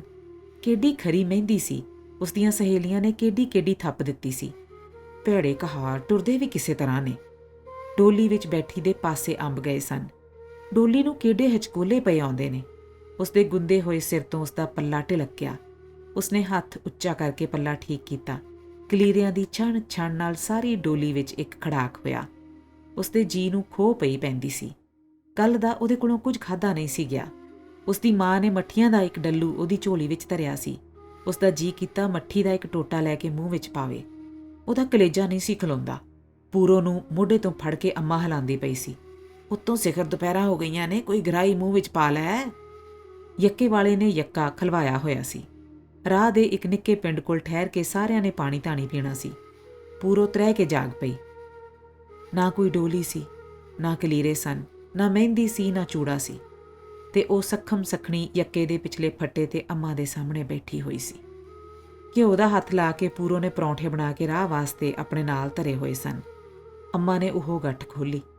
ਕੰਮੀ ਨੂੰ 4 ਪਰੌਂਠੇ ਦਿੱਤੇ, ਯੱਕੇ ਵਾਲੇ ਨੂੰ ਦਿੱਤੇ, ਆਪੂ ਲੀਤੇ, ਪੂਰੋ ਦੇ ਅੱਗੇ ਧਰੇ। ਪੂਰੋ ਦੇ ਸੰਗ ਵਿੱਚੋਂ ਗਰਾਈ ਨਹੀਂ ਸੀ ਲੈਂਦੀ। ਤਲੇ ਹੋਏ ਪਰੌਂਠੇ ਦਾ ਘਿਓ ਪੂਰੋ ਦੇ ਜੀ ਨੂੰ ਕਚਿਆਂਦਾ ਪਿਆ ਸੀ। ਬੀਬੀ ਥੋੜਾ ਹੀ ਪੈਂਡਾ ਰਹਿ ਗਿਆ ਏ, ਝਾਬਦੇ ਮੁਕਾ ਲਈਏ। ਰਾਤੀ ਘੋੜੀ ਨੂੰ ਸਾਹ ਦਵਾ ਕੇ ਮੈਂ ਫਿਰ ਸਵੇਰੇ ਪਿਛਾਂਹ ਵਰਤਣਾ ਏ, ਯੱਕੇ ਵਾਲਾ ਕਹਿ ਰਿਹਾ ਸੀ। ਫਿਰ ਉਂਝੇ ਦੀਆਂ ਉਂਝੇ ਸਾਰੀਆਂ ਸਵਾਰੀਆਂ ਯੱਕੇ ਵਿੱਚ ਬਹਿ ਗਈਆਂ। ਪੂਰੋ ਨੇ ਆਪਣਾ ਮੱਥਾ ਯੱਕੇ ਦੀ ਬਾਹੀ ਨਾਲ ਲਾ ਲਿਆ। ਉਹ ਪਹਿਲੀ ਰਾਤ ਜਾਗ ਕੇ ਆਉਣ ਦਾ ਨਿੱਕ ਸੁੱਕ ਬੰਨ੍ਹਦੀ ਰਹੀ ਸੀ। ਉਸਨੂੰ ਰਾਤ ਦਾ ਉਨੀਂਦਰਾ ਸੀ। ਡੋਲੀ ਫੇਰ ਹਿਚਕੋਲੇ ਖਾਣ ਲੱਗ ਪਈ। ਰੱਤੋਵਾਲ ਦਾ ਰਾਹ ਮੁੱਕਣ ਵਿੱਚ ਹੀ ਨਹੀਂ ਸੀ ਆਉਂਦਾ। ਇੱਕੋ ਵਾਰਗੀ ਵਾਜਿਆਂ ਤੇ ਤੂਤੀਆਂ ਦੀ ਆਵਾਜ਼ ਬੜੀ ਉੱਚੀ ਹੋ ਗਈ। ਡੋਲੀ ਦੇ ਦੁਆਲੇ ਵਾਜੇ ਹੀ ਵਾਜੇ ਪਏ ਵੱਜਦੇ ਸਨ। ਪੂਰੋ ਨੇ ਜਾਤਾ ਰੱਤੋਵਾਲ ਆ ਪਹੁੰਚਾ ਸੀ। ਵਾਜੇ ਹੋਰ ਉੱਚੇ ਹੋ ਗਏ। ਕੁੜੀਆਂ ਗਾਉਣ ਪਈਆਂ ਗਾਉਂਦੀਆਂ ਸਨ। ਇੱਕ ਜ਼ਨਾਨੀ ਨੇ ਉਹਦਾ ਘੁੰਡ ਉੱਚਾ ਕੀਤਾ। ਫਿਰ ਕਿਸੇ ਨੇ ਇੱਕ ਨਿੱਕਾ ਜਿਹਾ ਬਾਲ ਉਹਦੀ ਝੋਲੀ ਵਿੱਚ ਪਾ ਦਿੱਤਾ। ਬਾਲ ਉਹਦੀ ਓਪਰੀ ਝੋਲੀ ਵਿੱਚ ਰੋਂਦਾ ਸੀ। ਜ਼ਨਾਨੀਆਂ ਖਿੜਖਿੜ ਹੱਸਦੀਆਂ ਸਨ। ਉਹ ਬਾਲ ਦਾ ਸਗਨ ਕਰਦੀਆਂ ਸਨ। ਅੰਮਾ ਉਹਦੇ ਮੋਢੇ ਨੂੰ ਹਿਲਾਉਂਦੀ ਸੀ ਪਈ। ਅੱਜ ਤੈਨੂੰ ਕਿੱਡੀ ਨੀਂਦਰ ਆਈ ਏ, ਮੁੰਡਾ ਪਿਆ ਰੋਂਦਾ ਈ। ਪੂਰੋ ਫਿਰ ਤ੍ਰਹਿ ਕੇ ਜਾਗੀ। ਯੱਕੇ ਦੇ ਪਿਛਲੇ ਫੱਟੇ ਤੇ ਬੈਠੀ ਹੋਈ ਅੰਮਾ ਉਹਦੇ ਨਾਲ ਗੱਲ ਪਈ ਕਰਦੀ ਸੀ। ਇਤਨੀ ਵੱਡੀ ਸਾਡੇ ਕੋਲੋਂ ਜੰਜ ਲੰਘ ਗਈ ਏ, ਮਾਰ ਵਾਜੇ ਤੇ ਵਾਜੇ ਪਏ ਵੱਜਦੇ ਸਨ, ਤੁਹਾਨੂੰ ਜਾਗ ਨਹੀਂ ਆਈ? ਕੰਮੀ ਪਿਆ ਆਂਦਾ ਸੀ। ਤੈਨੂੰ ਸੁੱਤੀ ਪਈ ਨੂੰ ਉਹਨੇ ਜਾ ਤੱਕ ਫੜਾਇਆ, ਉਹ ਵੀ ਤੂੰ ਫੜ ਲਿਆ, ਫੇਰ ਵੀ ਤੇਰੀ ਨੀਂਦਰ ਨਹੀਂ ਖੁੱਲੀ। ਅੰਮਾ ਕਹਿੰਦੀ ਕਹਿੰਦੀ ਹੱਸ ਪਈ। ਯੱਕਾ ਰੱਤੋਵਾਲ ਦੇ ਨੇੜੇ ਤੇੜੇ ਅੱਪੜ ਗਿਆ ਸੀ। ਜਦੋਂ ਬੌਲੀ ਦੇ ਲਾਗੇ ਜਾ ਕੇ ਸਾਰੇ ਯੱਕੇ ਵਿੱਚੋਂ ਲੱਥੇ, ਸਾਹਮਣੇ ਹੀ ਸਾਈਂ ਦਾ ਕੋਠਾ ਸੀ। ਤੰਬੂਆਂ ਦੀ ਥਾਂ ਹੁਣ ਸਾਈਂ ਨੇ 2-3 ਨਿੱਕੇ ਕੱਚੇ ਕੋਠੇ ਪਵਾ ਲਏ ਸਨ, ਜਿਨ੍ਹਾਂ ਵਿੱਚ ਦੂਰੋਂ ਪਾਰੋਂ ਆਏ ਗਏ ਮੁਸਾਫਰ ਰਹਿੰਦੇ ਸਨ। ਬੌਲੀ ਦੀ ਮਿੱਟੀ, ਬੌਲੀ ਦਾ ਪਾਣੀ ਅੱਖਾਂ ਨੂੰ ਲਾਉਂਦੇ ਸਨ, ਮੁਰਾਦਾਂ ਮੰਗਦੇ ਸਨ। ਸਾਈਂ ਨੇ ਇਹਨਾਂ ਨਵੇਂ ਮੁਸਾਫਰਾਂ ਨੂੰ ਇੱਕ ਕੋਠੜੀ ਦਵਾ ਦਿੱਤੀ। ਕਾਮੇ ਨੇ ਸਾਰੀ ਗੰਢ ਪੋਟਲੀ ਕੋਠੜੀ ਵਿੱਚ ਰੱਖੀ ਤੇ ਅੰਮਾ ਨੂੰ ਲੈ ਕੇ ਸਾਈਂ ਕੋਲ ਚਲਿਆ ਗਿਆ। ਪੂਰੋ ਨੇ ਕੋਠੜੀ ਵਿੱਚ ਪਈ ਹੋਈ ਵਾਣ ਦੀ ਇੱਕ ਮੰਜੀ ਉੱਤੇ ਖੇਸੀ ਸੁੱਟ ਕੇ ਮੁੰਡੇ ਨੂੰ ਪਾ ਦਿੱਤਾ ਤੇ ਕੋਠੜੀ ਦੇ ਬੂਹੇ ਵਿੱਚ ਖਲੋ ਕੇ ਸਾਹਮਣੀਆਂ ਪੈਲੀਆਂ ਤੋਂ ਪਾਰ ਪਿੰਡ ਦੇ ਘਰਾਂ ਵੱਲ ਤੱਕਣ ਲੱਗ ਪਈ। ਮੈਂ ਰੱਤੋਵਾਲ ਆ ਗਈ। ਮੈਨੂੰ ਕਿਸੇ ਬੁਲਾ ਨਾ ਭੇਜਿਆ, ਮੈਨੂੰ ਇੱਕ ਵੀ ਬੰਦਾ ਲੈਣ ਨਾ ਗਿਆ, ਕਿਸੇ ਇੱਕ ਵੀ ਤੂਤੀ ਨਾ ਵਜਾਈ, ਕਿਸੇ ਇੱਕ ਵੀ ਗਾਉਣ ਨਾ ਗਾਵਿਆ, ਕਿਸੇ ਇੱਕ ਵੀ ਚੂੜੀ ਮੇਰੇ ਹੱਥਾਂ ਵਿੱਚ ਨਾ ਪਾਈ, ਇੱਕ ਵੀ ਕੌਡੀ ਮੇਰੀਆਂ ਬਾਹਾਂ ਨਾਲ ਨਾ ਛਣਕੀ, ਮਹਿੰਦੀ ਦਾ ਇੱਕ ਪੱਤਾ ਵੀ ਮੇਰੇ ਹੱਥਾਂ ਤੇ ਨਾ ਲੱਗਾ। ਪਿੰਡੋਂ ਬਾਹਰਲੀ ਬੌਲੀ ਦੀ ਚੁੱਪ ਚਾਂ ਪੂਰੋ ਨੂੰ ਖਾਂਦੀ ਪਈ ਸੀ। ਉਸ ਦਾ ਜੀ ਕਰੇ ਉਹ ਇਸ ਪਿੰਡੋਂ ਭੱਜ ਜਾਏ, ਉਹ ਇੱਥੋਂ ਨੱਸ ਜਾਏ। ਰਹਿ ਰਹਿ ਕੇ ਉਸ ਨੂੰ ਇੱਕ ਕਚੀਚੀ ਆਉਂਦੀ ਸੀ। ਕਿਹੜੇ ਨਿਕੱਦਰੇ ਲੋਕ ਨੇ ਇਸ ਪਿੰਡ ਦੇ। ਕੋਈ ਉਸ ਨੂੰ ਨਹੀਂ ਕਹਿੰਦਾ ਬਹਿ ਜਾ, ਕੋਈ ਉਹਨੂੰ ਕਹਿੰਦਾ ਨਹੀਂ ਰੱਖ ਸਾਈਂ ਦੀ, ਕੋਈ ਉਹਨੂੰ ਕਹਿੰਦਾ ਨਹੀਂ। ਪੂਰੋ ਫੇਰ ਕੁਝ ਸੰਭਲੀ। ਉਸ ਨੂੰ ਲੱਗਾ ਉਹ ਝੱਲੀ ਹੁੰਦੀ ਜਾਂਦੀ ਸੀ। ਕਿਤੇ ਉਹ ਸ਼ੁਦੈਣਾ ਵਾਂਗ ਪਿੰਡ ਦੀਆਂ ਗਲੀਆਂ ਵਿੱਚ ਨਾ ਨੱਸਣ ਲੱਗ ਪਵੇ, ਕਿਤੇ ਉਹ ਆਪਣੇ ਕੱਪੜੇ ਨਾ ਪਾੜ ਸੁੱਟੇ, ਕਿਤੇ ਉਹ ਉੱਚੀ ਉੱਚੀ ਨਾ ਬੋਲਣ ਲੱਗ ਪਵੇ। ਅੰਮਾ ਨੂੰ ਸਾਈਂ ਨੇ ਦੱਸਿਆ ਪੂਰੇ 13 ਦਿਹਾੜੇ ਉਹਨਾਂ ਨੇ ਉੱਥੇ ਰਹਿਣਾ ਸੀ। ਉਹਨਾਂ ਦਾ ਕੰਮੀ ਦੂਜੇ ਦਿਹਾੜੇ ਪਿਛਾਂ ਸੱਕੜਾਲੀ ਪਰਤ ਗਿਆ। ਆਟਾ ਦਾਲ ਉਹਨਾਂ ਨੇ ਨਾਲ ਲੈ ਆਂਦਾ ਸੀ। ਪੂਰੋ ਤੇ ਅੰਮਾ ਆਪਣੀ ਰੋਟੀ ਆਪੇ ਪਕਾਉਂਦੀਆਂ ਸਨ। ਉਂਝ ਕੋਈ ਚਾਹਵੇ ਤਾਂ ਸਾਈਂ ਦੀ ਦਰਗਾਹ ਵਿੱਚੋਂ ਵੀ ਰੋਟੀ ਖਾ ਸਕਦਾ ਸੀ। ਪੂਰੋ ਨੇ ਪਿੰਡ ਵੱਲ ਮੂੰਹ ਨਾ ਕੀਤਾ। ਪਿੰਡ ਦੀ ਕੋਈ ਗੱਲ ਵੀ ਉਹ ਕਿਹਦੇ ਕੋਲੋਂ ਪੁੱਛਦੀ ਤੇ ਨਾਲੇ ਕੀ ਪੁੱਛਦੀ। ਦਿਹਾੜੇ ਉੱਤੇ ਦਿਹਾੜਾ ਲੰਘਦਾ ਜਾਂਦਾ ਸੀ। ਪਿੰਡ ਵਿੱਚ ਉਹ ਜਾਂਦੀ ਵੀ ਕਿਹੜੇ ਪੱਜ। ਕਿਸੇ ਸ਼ੈ ਦੀ ਲੋੜ ਹੁੰਦੀ ਤੇ ਸਾਈਂ ਦੇ ਚਾਕਰ ਸ਼ਾਕਰ ਸਭੇ ਵਸਤਾਂ ਉੱਥੇ ਲਿਆ ਦਿੰਦੇ ਸਨ। ਪੂਰੋ ਨੂੰ ਇਹ ਸੋਚ ਕੇ ਵੀ ਹੌਲ ਪੈਂਦਾ ਸੀ ਕਿ ਉਹ ਪਿੰਡ ਦੀਆਂ ਬਰੂਹਾਂ ਕੋਲੋਂ ਪਰਤ ਜਾਏਗੀ, ਪਰ ਪਿੰਡ ਨੂੰ ਤੱਕ ਨਾ ਸਕੇਗੀ। ਪੂਰੋ ਦਾ ਇਹ ਜੀ ਆਉਂਦਾ ਸੀ ਕਿਵੇਂ ਨਾ ਕਿਵੇਂ ਉਹ ਜਾ ਕੇ ਸਾਰਾ ਪਿੰਡ ਤੱਕ ਆਵੇ, ਉਹਦਾ ਘਰ ਵੀ ਤੱਕ ਆਵੇ, ਉਹਨੂੰ ਵੀ ਤੱਕ ਆਵੇ, ਪਰ ਉਹਨੂੰ ਆਪ ਨੂੰ ਕੋਈ ਨਾ ਜਾਣੇ। ਫਿਰ ਪੂਰੋ ਸੋਚਦੀ ਉਹਨੂੰ ਕਿਵੇਂ ਪਤਾ ਲੱਗੇਗਾ ਕਿ ਉਹਦਾ ਘਰ ਕਿਹੜਾ ਏ। ਉਹ ਕਿਸੇ ਨੂੰ ਪੁੱਛੇ ਵੀ ਕਿਵੇਂ, ਫਿਰ ਘਰ ਨੂੰ ਅੰਦਰੋਂ ਵੇਖੇ ਵੀ ਕਿਵੇਂ। ਫਿਰ ਪੂਰੋ ਸੋਚਦੀ ਉਹਨੇ ਘਰ ਨੂੰ ਤੱਕ ਕੇ ਵੀ ਕੀ ਲੈਣਾ ਸੀ। ਉਹਦਾ ਉਸ ਘਰ ਨਾਲ ਸੰਬੰਧ ਹੀ ਕੀ ਸੀ। ਕਿਉਂ ਉਹਨੂੰ ਇਹੋ ਜੀਆਂ ਵਲੇਲਾਂ ਉੱਠਦੀਆਂ ਨੇ। ਪੂਰੋ ਦਾ ਜੀ ਥਾਵੇਂ ਨਾ ਪੈਂਦਾ। ਦਿਹਾੜੇ ਉੱਤੇ ਦਿਹਾੜਾ ਲੰਘਦਾ ਜਾਂਦਾ ਸੀ। ਬੈਠੀ ਬੈਠੀ ਪੂਰੋ ਦੇ ਮੂੰਹੋਂ ਭੁੱਲਾ ਹੋਇਆ ਇੱਕ ਗਾਉਣ ਨਿਕਲ ਪਿਆ। ਜਿਹੇ ਆਏ ਤਹੇ ਟੁਰ ਚੱਲੇ, ਸਾਡੇ ਆਇਆਂ ਦਾ ਕਦਰ ਨਹੀਂ, ਹਾਏ ਰੱਬਾ ਸਾਡੇ ਆਇਆਂ ਦਾ ਸਬਰ ਪਵੀ। ਕਿਤਨੀ ਵਾਰ ਤੇ ਉਸਦੇ ਅਥਰੂ ਭਰੇ ਤੇ ਕਿਤਨੀ ਵਾਰ ਉਸਨੇ ਅਥਰੂ ਪੀਤੇ। ਮੁੰਡੇ ਨੂੰ ਅੰਮਾ ਕੋਲ ਪਾ ਕੇ ਪੂਰੋ ਪੈਲੀਆਂ ਤੋਂ ਹੋ ਆਉਂਦੀ। ਉਹ ਸੋਚਦੀ ਇੱਕ ਵਾਰ ਤੱਕਾਂ ਤੇ ਪਛਾਣ ਤੇ ਲਵਾਂ। ਫਿਰ ਉਹ ਸੋਚਦੀ ਇਤਨੇ ਵਰੇ ਹੋ ਗਏ ਨੇ, ਕੀ ਪਤਾ ਕਿਹੋ ਜਿਹੀ ਨੁਹਾਰ ਹੋ ਗਈ ਹੋਵੇ। ਭਾਵੇਂ ਮੇਰੇ ਕੋਲੋਂ ਦੀ ਲੰਘ ਜਾਏ, ਮੈਨੂੰ ਏਡੀ ਕਿਹੜੀ ਪਛਾਣ ਪਈ ਹੋਈ ਏ। ਪੈਲੀਆਂ ਵਿੱਚ ਕੰਮ ਕਰਦੇ ਕਾਮਿਆਂ ਕੋਲੋਂ ਕਦੇ ਕਦੇ ਪੂਰੋ ਪੁੱਛ ਛੱਡਦੀ, ਵੇ ਵੀਰਾ ਇਹ ਕਿਹਦੀਆਂ ਪੈਲੀਆਂ ਨੇ? 2 ਗਾਜਰਾਂ ਲੈਣੀਆਂ ਸਨ, ਅਸੀਂ ਤੇ ਮੁਸਾਫਰ ਆ। ਕਾਮੇ ਕਦੇ ਕਿਸੇ ਦਾ ਨਾਂ ਲੈਂਦੇ, ਕਦੇ ਕਿਸੇ ਦਾ। ਰਾਮਚੰਦ ਦਾ ਨਾਂ ਕੋਈ ਨਾ ਲੈਂਦਾ। ਅਗਲੇ ਦਿਹਾੜੇ ਕਿਸੇ ਨੇ ਸੱਚੀ ਮੁੱਚੀ ਰਾਮਚੰਦ ਦਾ ਨਾਂ ਲੈ ਦਿੱਤਾ। ਪੂਰੋ ਦੇ ਪੈਰ ਜਿਵੇਂ ਭੂਏ ਵਿੱਚ ਗੱਡੇ ਗਏ ਹੋਣ। ਪੂਰੋ ਦੇ ਚਕਰਾਂਦੇ ਸਿਰ ਨੂੰ ਲੱਗਾ ਉਹ ਉਸੇ ਮਿੱਟੀ ਤੇ ਢਹਿ ਪਵੇਗੀ, ਉਹ ਉਸੇ ਮਿੱਟੀ ਤੇ ਮਿੱਟੀ ਹੋ ਜਾਏਗੀ। ਪੂਰੋ ਉਸੇ ਕਿੱਕਰ ਦੇ ਹੇਠਾਂ ਖਲੀ ਦੀ ਖਲੀ ਰਹੀ। ਉਹਦੀਆਂ ਲੱਤਾਂ ਵਿੱਚੋਂ ਜਿਵੇਂ ਕਿਸੇ ਨੇ ਆਂਗਸ ਧਰੂ ਲਈ ਹੋਵੇ। ਉਹਦੇ ਪੈਰ ਜਿਵੇਂ ਜੰਮ ਕੇ ਬਰਫ਼ ਦੇ ਢੇਲੇ ਹੋ ਗਏ ਹੋਣ। ਉਸ ਮਿੱਟੀ ਨੇ ਜਿਵੇਂ ਪੂਰੋ ਨੂੰ ਘੁੱਟ ਕੇ ਫੜ ਲਿਆ ਹੋਵੇ। ਪੂਰੋ ਨੂੰ ਜਾਪਿਆ ਉਹ ਖਲੋਤੀ ਦੀ ਖਲੋਤੀ ਅਨਾਰ ਦਾ ਇੱਕ ਬੂਟਾ ਬਣ ਕੇ ਉੱਥੇ ਉੱਗ ਪਈ ਸੀ, ਜਿਹਦੇ ਸੂਹੇ ਅਨਾਰਾਂ ਨੂੰ ਜਦੋਂ ਵੀ ਕੋਈ ਤੋੜਨ ਲੱਗਦਾ ਉਹ ਕਾਲੀਆਂ ਚੁਆਤੀਆਂ ਹੋ ਕੇ ਢਹਿ ਪੈਂਦੇ। ਉਹਦੇ ਸੂਹੇ ਅਨਾਰਾਂ ਨੂੰ ਜਦੋਂ ਵੀ ਰਾਮਚੰਦ ਤੋੜਦਾ, ਅਨਾਰ ਦੇ ਲਾਲ ਦਾਣੇ ਲਹੂ ਦੇ ਟੇਪੇ ਬਣ ਕੇ ਉਹਦੇ ਝੱਗੇ ਉੱਤੇ ਡਿੱਗ ਪੈਂਦੇ ਤੇ ਉਹਨੂੰ ਅਨਾਰ ਦੇ ਬੂਟੇ ਵਿੱਚੋਂ ਇੱਕ ਆਵਾਜ਼ ਆਉਂਦੀ, ਮੈਂ ਬੂਟਾ ਉੱਗੀ ਹੋਈ ਹਾਂ, ਮੈਂ ਬੇਮੁਰਾਦੀ ਮੋਈ ਹਾਂ। ਕਾਮੇ ਨੇ ਵੱਡੇ ਹੋਏ ਛੋਲਿਆਂ ਦਾ ਗੱਠਾ ਬੰਨ੍ਹ ਕੇ ਸਿਰ ਉੱਤੇ ਝਾ ਲਿਆ। ਪੂਰੋ ਦੀ ਸੁਰਤ ਥਾਵੇਂ ਆਈ। ਉਸਨੂੰ ਚੇਤੇ ਆਇਆ ਜਿਹੜੀ ਸ਼ਹਿਜ਼ਾਦੀ ਅਨਾਰ ਦਾ ਬੂਟਾ ਬਣ ਕੇ ਉੱਗ ਪਈ ਸੀ, ਉਹਦੀ ਕਹਾਣੀ ਉਸਨੇ ਨਿੱਕਿਆਂ ਹੁੰਦਿਆਂ ਸੁਣੀ ਹੋਈ ਸੀ। ਉਹ ਅਜੇ ਤੱਕ ਨਾ ਸ਼ਹਿਜ਼ਾਦੀ ਬਣੀ ਸੀ, ਨਾ ਅਨਾਰ ਦਾ ਬੂਟਾ। ਮਾਲਕ ਲਗਾ ਆਉਂਦਾ ਏ। ਕਹਿੰਦਿਆਂ ਕਹਿੰਦਿਆਂ ਕਾਮਾ ਛੋਲਿਆਂ ਦਾ ਗੱਠਾ ਲੈ ਕੇ ਖੂਹ ਵੱਲ ਹੋ ਗਿਆ। ਪੂਰੋ ਦੀਆਂ ਅੱਖਾਂ ਵਿੱਚੋਂ ਅੱਥਰੂ ਢਈ ਗਏ, ਢਈ ਗਏ। ਰਾਮਚੰਦ ਜਦੋਂ ਪੂਰੋ ਦੇ ਕੋਲੋਂ ਦੀ ਲੰਘਿਆ, ਉਹਦੀਆਂ ਅੱਖਾਂ ਪੂਰੋ ਦੇ ਮੂੰਹ ਵੱਲ ਮੁੜੀਆਂ, ਜਿਹਦੇ ਉੱਤੇ ਅੱਥਰੂਆਂ ਦੀ ਝਲਾਰ ਪਈ ਵਗਦੀ ਸੀ। ਪੂਰੋ ਨੂੰ ਨਾ ਕਿੱਕਰ ਦੇ ਓਲੇ ਹੋ ਜਾਣਾ ਯਾਦ ਸੀ, ਨਾ ਆਪਣੇ ਪੱਲੇ ਨਾਲ ਅੱਥਰੂ ਪੂੰਝ ਲੈਣੇ। ਸ਼ਾਇਦ ਅੱਥਰੂਆਂ ਦੇ ਵਹਿਣ ਵਿੱਚੋਂ ਉਹਨੂੰ ਰਾਮਚੰਦ ਦਾ ਮੂੰਹ ਵੀ ਨਹੀਂ ਸੀ ਦਿਸਦਾ ਪਿਆ। ਤੂੰ ਕੌਣ ਹੈ ਬੀਬੀ? ਤੈਨੂੰ ਕੀ ਹੋਇਆ? ਰਾਮਚੰਦ ਦੇ ਪੈਰ ਪੂਰੋ ਦੇ ਅੱਗੇ ਖਲੋ ਗਏ। ਪੂਰੋ ਕੂ ਵੀ ਨਾ ਸਕੀ। ਤੈਨੂੰ ਕੋਈ ਤਕਲੀਫ ਹੈ ਬੀਬੀ? ਪੂਰੋ ਦੇ ਕੰਨਾਂ ਵਿੱਚ ਫੇਰ ਰਾਮਚੰਦ ਦੀ ਆਵਾਜ਼ ਪਈ। ਪੂਰੋ ਦੀ ਜ਼ਬਾਨ ਜਿਵੇਂ ਕਿਸੇ ਨੇ ਪਿਛਾਂਹ ਨੂੰ ਖਿੱਚੀ ਹੋਈ ਸੀ। ਉਹ ਬੁੱਤ ਦੀ ਬੁੱਤ ਖਲੋਤੀ ਰਹੀ। ਉਸਦੇ ਅੰਦਰੋਂ ਗੱਚਾਂ ਦੇ ਗੱਚ ਡੁੱਲੇ। ਉਸਦੇ ਮੂੰਹੋਂ ਇੱਕ ਹਰਫ ਨਾ ਬੋਲ ਹੋਇਆ। ਰਾਮਚੰਦ ਠਠੰਬਰ ਗਿਆ। ਉਹਨੇ ਇੱਧਰ ਉੱਧਰ ਵੇਖਿਆ। ਸ਼ਾਇਦ ਉਹ ਕਿਸੇ ਕਾਮੇ ਨੂੰ ਮਦਦ ਲਈ ਬੁਲਾਉਂਦਾ, ਪਰ ਪੂਰੋ ਦੇ ਪੈਰਾਂ ਵਿੱਚ ਜਿੰਦ ਮੁੜੀ ਤੇ ਪੂਰੋ ਚੁੱਪ ਦੀ ਚੁੱਪ ਗੁੰਮ ਪੈਲੀਆਂ ਵਿੱਚੋਂ ਬਾਹਰ ਚਲੀ ਗਈ। ਪੂਰੋ ਬੁੱਤ ਦੀ ਬੁੱਤ ਆਪਣੀ ਕੋਠੜੀ ਵਿੱਚ ਆ ਕੇ ਪੈ ਗਈ। ਉਸੇ ਸ਼ਾਮ ਸੱਕੜ ਵਾਲਿਓਂ ਉਹਨਾਂ ਦਾ ਕਾਮਾ ਆ ਗਿਆ ਸੀ। ਅਗਲੀ ਭਲਕ ਉਹਨਾਂ ਸਾਰਿਆਂ ਨੇ ਪਿੰਡ ਪਰਤ ਜਾਣਾ ਸੀ। ਉਸ ਰਾਤ ਪੂਰੋ ਦੀਆਂ ਅੱਖੀਆਂ ਦੇ ਛੱਪਰ ਅੱਖੀਆਂ ਦੇ ਨਾਲ ਨਾ ਲੱਗਦੇ। ਇੱਕ ਬੋਲ ਵੀ ਨਾ ਮੈਂ ਉਹਦੇ ਨਾਲ ਬੋਲਿਆ। ਪੁੱਛਦਾ ਸੀ, ਤੂੰ ਕੌਣ ਹੈ ਬੀਬੀ? ਮੈਂ ਉਹਨੂੰ ਕੀ ਦੱਸਦੀ ਮੈਂ ਕੌਣ ਹਾਂ? ਮੇਰੀ ਵਿਥਿਆ ਨੂੰ ਕੌਣ ਬੋਲ ਕੇ ਦੱਸ ਸਕਦਾ? ਕਦੇ ਸੁੱਤਿਆਂ ਬੈਠਿਆਂ ਉਹਨੂੰ ਮੇਰਾ ਰੋਂਦਾ ਮੂੰਹ ਯਾਦ ਆਵੇਗਾ। ਉਹ ਸੋਚੇਗਾ ਮੈਂ ਕੌਣ ਸਾਂ। ਫਿਰ ਖੌਰੇ ਉਸਨੂੰ ਕੋਈ ਭੁੱਲੀ ਹੋਈ ਕਹਾਣੀ ਚੇਤੇ ਆ ਜਾਵੇਗੀ। ਉਹਦੀ ਮੋਈ ਹੋਈ ਪੂਰੋ ਉਹਨੂੰ ਚੇਤੇ ਆ ਜਾਵੇਗੀ। ਫਿਰ ਖੌਰੇ ਉਹਦੀਆਂ ਅੱਖਾਂ ਵਿੱਚੋਂ ਵੀ ਇੱਕ ਅਥਰੂ ਢਹਿ ਪਵੇਗਾ। ਫਿਰ ਪੂਰੋ ਸੋਚਦੀ, ਕਦੇ ਮੈਂ ਵੀ ਉਸ ਸ਼ਹਿਜ਼ਾਦੀ ਵਾਕਰ ਅਨਾਰ ਦਾ ਬੂਟਾ ਬਣ ਸਕਦੀ, ਉਹਦੇ ਖੇਤਾਂ ਵਿੱਚ ਉੱਗ ਖਲੋਂਦੀ। ਉਹ ਮੇਰੇ ਅਨਾਰਾਂ ਨੂੰ ਤਰੋੜਦਾ, ਫਿਰ ਮੈਂ ਅਨਾਰਾਂ ਵਿੱਚੋਂ ਬੋਲਦੀ। ਖੌਰੇ ਇਹ ਕਿਹੜੇ ਜ਼ਮਾਨੇ ਦੀਆਂ ਗੱਲਾਂ ਨੇ। ਅੱਜ ਕੱਲ੍ਹ ਤੇ ਕੋਈ ਬੂਟਾ ਨਹੀਂ ਬਣਦਾ। ਰਾਤ ਦਾ ਪਿਛਲਾ ਪਹਿਰ ਅਜੇ ਸਵੇਰ ਨਹੀਂ ਸੀ ਬਣਿਆ। ਪੂਰੋ ਨੂੰ ਜਿਵੇਂ ਕੋਈ ਹੱਥ ਫੜ ਕੇ ਮੰਜੀ ਤੋਂ ਉਠਾ ਦਿੰਦਾ ਏ, ਉਹ ਬਾਹਰ ਪੈਲੀਆਂ ਨੂੰ ਚਲੀ ਗਈ। ਰਾਤ ਦੇ ਹਨੇਰਿਆਂ ਵਿੱਚ ਹੀ ਉਸਨੇ ਉਹ ਕਿੱਕਰ ਪਛਾਤਾ ਜਿੱਥੇ ਕੱਲ ਲੋਡੇ ਵੇਲੇ ਰਾਮਚੰਦ ਉਹਦੇ ਸਾਹਮਣੇ ਖਲੋਤਾ ਰਿਹਾ ਸੀ। ਪੂਰੋ ਨੇ ਉੜ ਕੇ ਉੱਥੋਂ ਹੀ ਉਹਦੇ ਪੈਰਾਂ ਦੀ ਮਿੱਟੀ ਚੁੱਕੀ, ਦੋਵੇਂ ਅੱਖਾਂ ਨੂਟੀਆਂ ਤੇ ਮਿੱਟੀ ਦਾ ਬੁੱਕ ਆਪਣੀਆਂ ਅੱਖਾਂ ਉੱਤੇ ਲਾ ਲਿਆ। ਅੱਖਾਂ ਨਾਲ ਲੱਗੇ ਹੋਏ ਪੂਰੋ ਦੇ ਦੋਵੇਂ ਹੱਥ ਕਿਸੇ ਨੇ ਆਪਣੇ ਹੱਥਾਂ ਵਿੱਚ ਫੜ ਲਏ। ਪੂਰੋ ਨੇ ਤ੍ਰਹਿ ਕੇ ਤੱਕਿਆ। ਰਾਮਚੰਦ ਉਹਦੇ ਸਾਹਮਣੇ ਖਲੋਤਾ ਹੋਇਆ ਸੀ। ਕੀ ਤੂੰ ਪੂਰੋ ਏ? ਰਾਮਚੰਦ ਪੁੱਛਦਾ ਪਿਆ ਸੀ। ਸਾਰੀ ਰਾਤ ਇੱਕੋ ਹੀ ਨਾਂ ਮੇਰੇ ਕੰਨਾਂ ਵਿੱਚ ਭੌਂਦਾ ਰਿਹਾ ਏ। ਸੱਚ ਦੱਸ, ਤੇਰਾ ਨਾਂ ਪੂਰੋ ਏ? ਰਾਮਚੰਦ ਨੇ ਫੇਰ ਆਖਿਆ। ਪੂਰੋ ਦਾ ਦਿਲ ਕਹਿੰਦਾ ਸੀ ਉਹ ਰਾਮਚੰਦ ਦੇ ਪੈਰਾਂ ਉੱਤੇ ਢਹਿ ਪਵੇ। ਉਹ ਰੱਜ ਰੱਜ ਕੇ ਰੋਵੇ ਕਿ ਉਹ ਪੂਰੋ ਸੀ। ਉਹ ਚੀਕ ਚੀਕ ਕੇ ਆਖੇ ਕਿ ਉਹ ਪੂਰੋ ਸੀ। ਉਹ ਉਸੇ ਦੀ ਪੂਰੋ ਸੀ ਜਿਹਨੂੰ ਉਹਨੇ ਘੋੜੀ ਤੇ ਚੜ੍ਹ ਕੇ ਲੈਣ ਜਾਣਾ ਸੀ। ਉਹ ਪੂਰੋ ਸੀ ਜਿਹਦੇ ਨਾਲ ਉਹਨੇ ਪੂਰੀਆਂ 4 ਲਾਵਾਂ ਲੈਣੀਆਂ ਸਨ। ਉਹ ਪੂਰੋ ਸੀ ਜਿਹਨੇ ਉਹਦੇ ਘਰ ਡੋਲੀ ਵਿੱਚ ਪੈ ਕੇ ਆਉਣਾ ਸੀ। ਉਹ ਪੂਰੋ ਸੀ, ਪੂਰੋ। ਪੂਰੋ ਦੀ ਜ਼ਬਾਨ ਨੂੰ ਅੱਜ ਵੀ ਕਿਸੇ ਨੇ ਖਿੱਚ ਲਿਆ। ਪੂਰੋ ਇੱਕ ਵੀ ਬੋਲ ਨਾ ਬੋਲ ਸਕੀ। ਰਾਮਚੰਦ ਦੇ ਹੱਥਾਂ ਵਿੱਚੋਂ ਪੂਰੋ ਨੇ ਆਪਣੇ ਦੋਵੇਂ ਹੱਥ ਵਾਪਸ ਲੈ ਲਏ ਤੇ ਉਂਝੇ ਦੀ ਉਂਝੇ, ਗੁੰਮ ਦੀ ਗੁੰਮ ਪਿਛਾਂਹ ਪਰਤ ਪਈ। ਜੇ ਤੂੰ ਪੂਰੋ ਏ, ਮੈਨੂੰ ਇੱਕ ਵਾਰ ਦੱਸ ਜਾ। ਰਾਮਚੰਦ ਨੇ ਪੂਰੋ ਦੀ ਪਿੱਠ ਪਿੱਛੇ 2 ਕਾਲੇ ਕਦਮ ਤੁਰ ਕੇ ਆਖਿਆ। ਮੈਂ ਸਾਰੀ ਰਾਤ ਖੇਤਾਂ ਵਿੱਚ ਰਿਹਾ ਵਾਂ। ਪਤਾ ਨਹੀਂ ਕਿਉਂ ਮੇਰਾ ਦਿਲ ਗਵਾਹੀ ਦਿੰਦਾ ਸੀ ਤੂੰ ਫੇਰ ਆਵੇਂਗੀ। ਮੇਰਾ ਦਿਲ ਗਵਾਹੀ ਦਿੰਦਾ ਏ, ਤੂੰ ਪੂਰੋ ਏ? ਪੂਰੋ ਚਰੁਕਣੀ ਮਰ ਗਈ ਏ। ਪਤਾ ਨਹੀਂ ਕਿੰਜ ਪੂਰੋ ਦੇ ਮੂੰਹੋਂ ਨਿਕਲਿਆ। ਪੂਰੋ ਪਿਛਾਂਹ ਪਰਤ ਕੇ ਵੀ ਨਾ ਤੱਕੀ। ਪੂਰੋ ਅਗਾਂਹ ਦੀ ਅਗਾਂਹ ਚਲੀ ਗਈ। ਅੰਮਾ ਨੇ ਬੌਲੀ ਵਾਲੇ ਸਾਈਂ ਨੂੰ ਸਰਦੀ ਪੁੱਜਦੀ ਸ਼ੀਰਨੀ ਚੜਾਈ। ਅੰਮਾ ਤੇ ਉਹਦੇ ਬਾਕੀ ਸਾਥੀਆਂ ਨਾਲ ਲੱਦਿਆ ਹੋਇਆ ਯੱਕਾ ਸਵੇਰ ਦੀ ਧੁੱਪ ਚੜ੍ਹਨ ਤੋਂ ਪਹਿਲੇ ਸੱਕੜ ਵਾਲੀ ਦੇ ਰਾਹੇ ਪੈ ਗਿਆ। ਇੱਕ ਅੱਗ। ਇੱਕ ਕਰਕੇ ਕਈ ਦਿਨ ਲੰਘ ਗਏ। ਦਿਨ ਕਰਕੇ ਮਹੀਨੇ ਤੇ ਮਹੀਨਾ ਕਰਕੇ ਵਰ੍ਹੇ ਲੰਘ ਗਏ।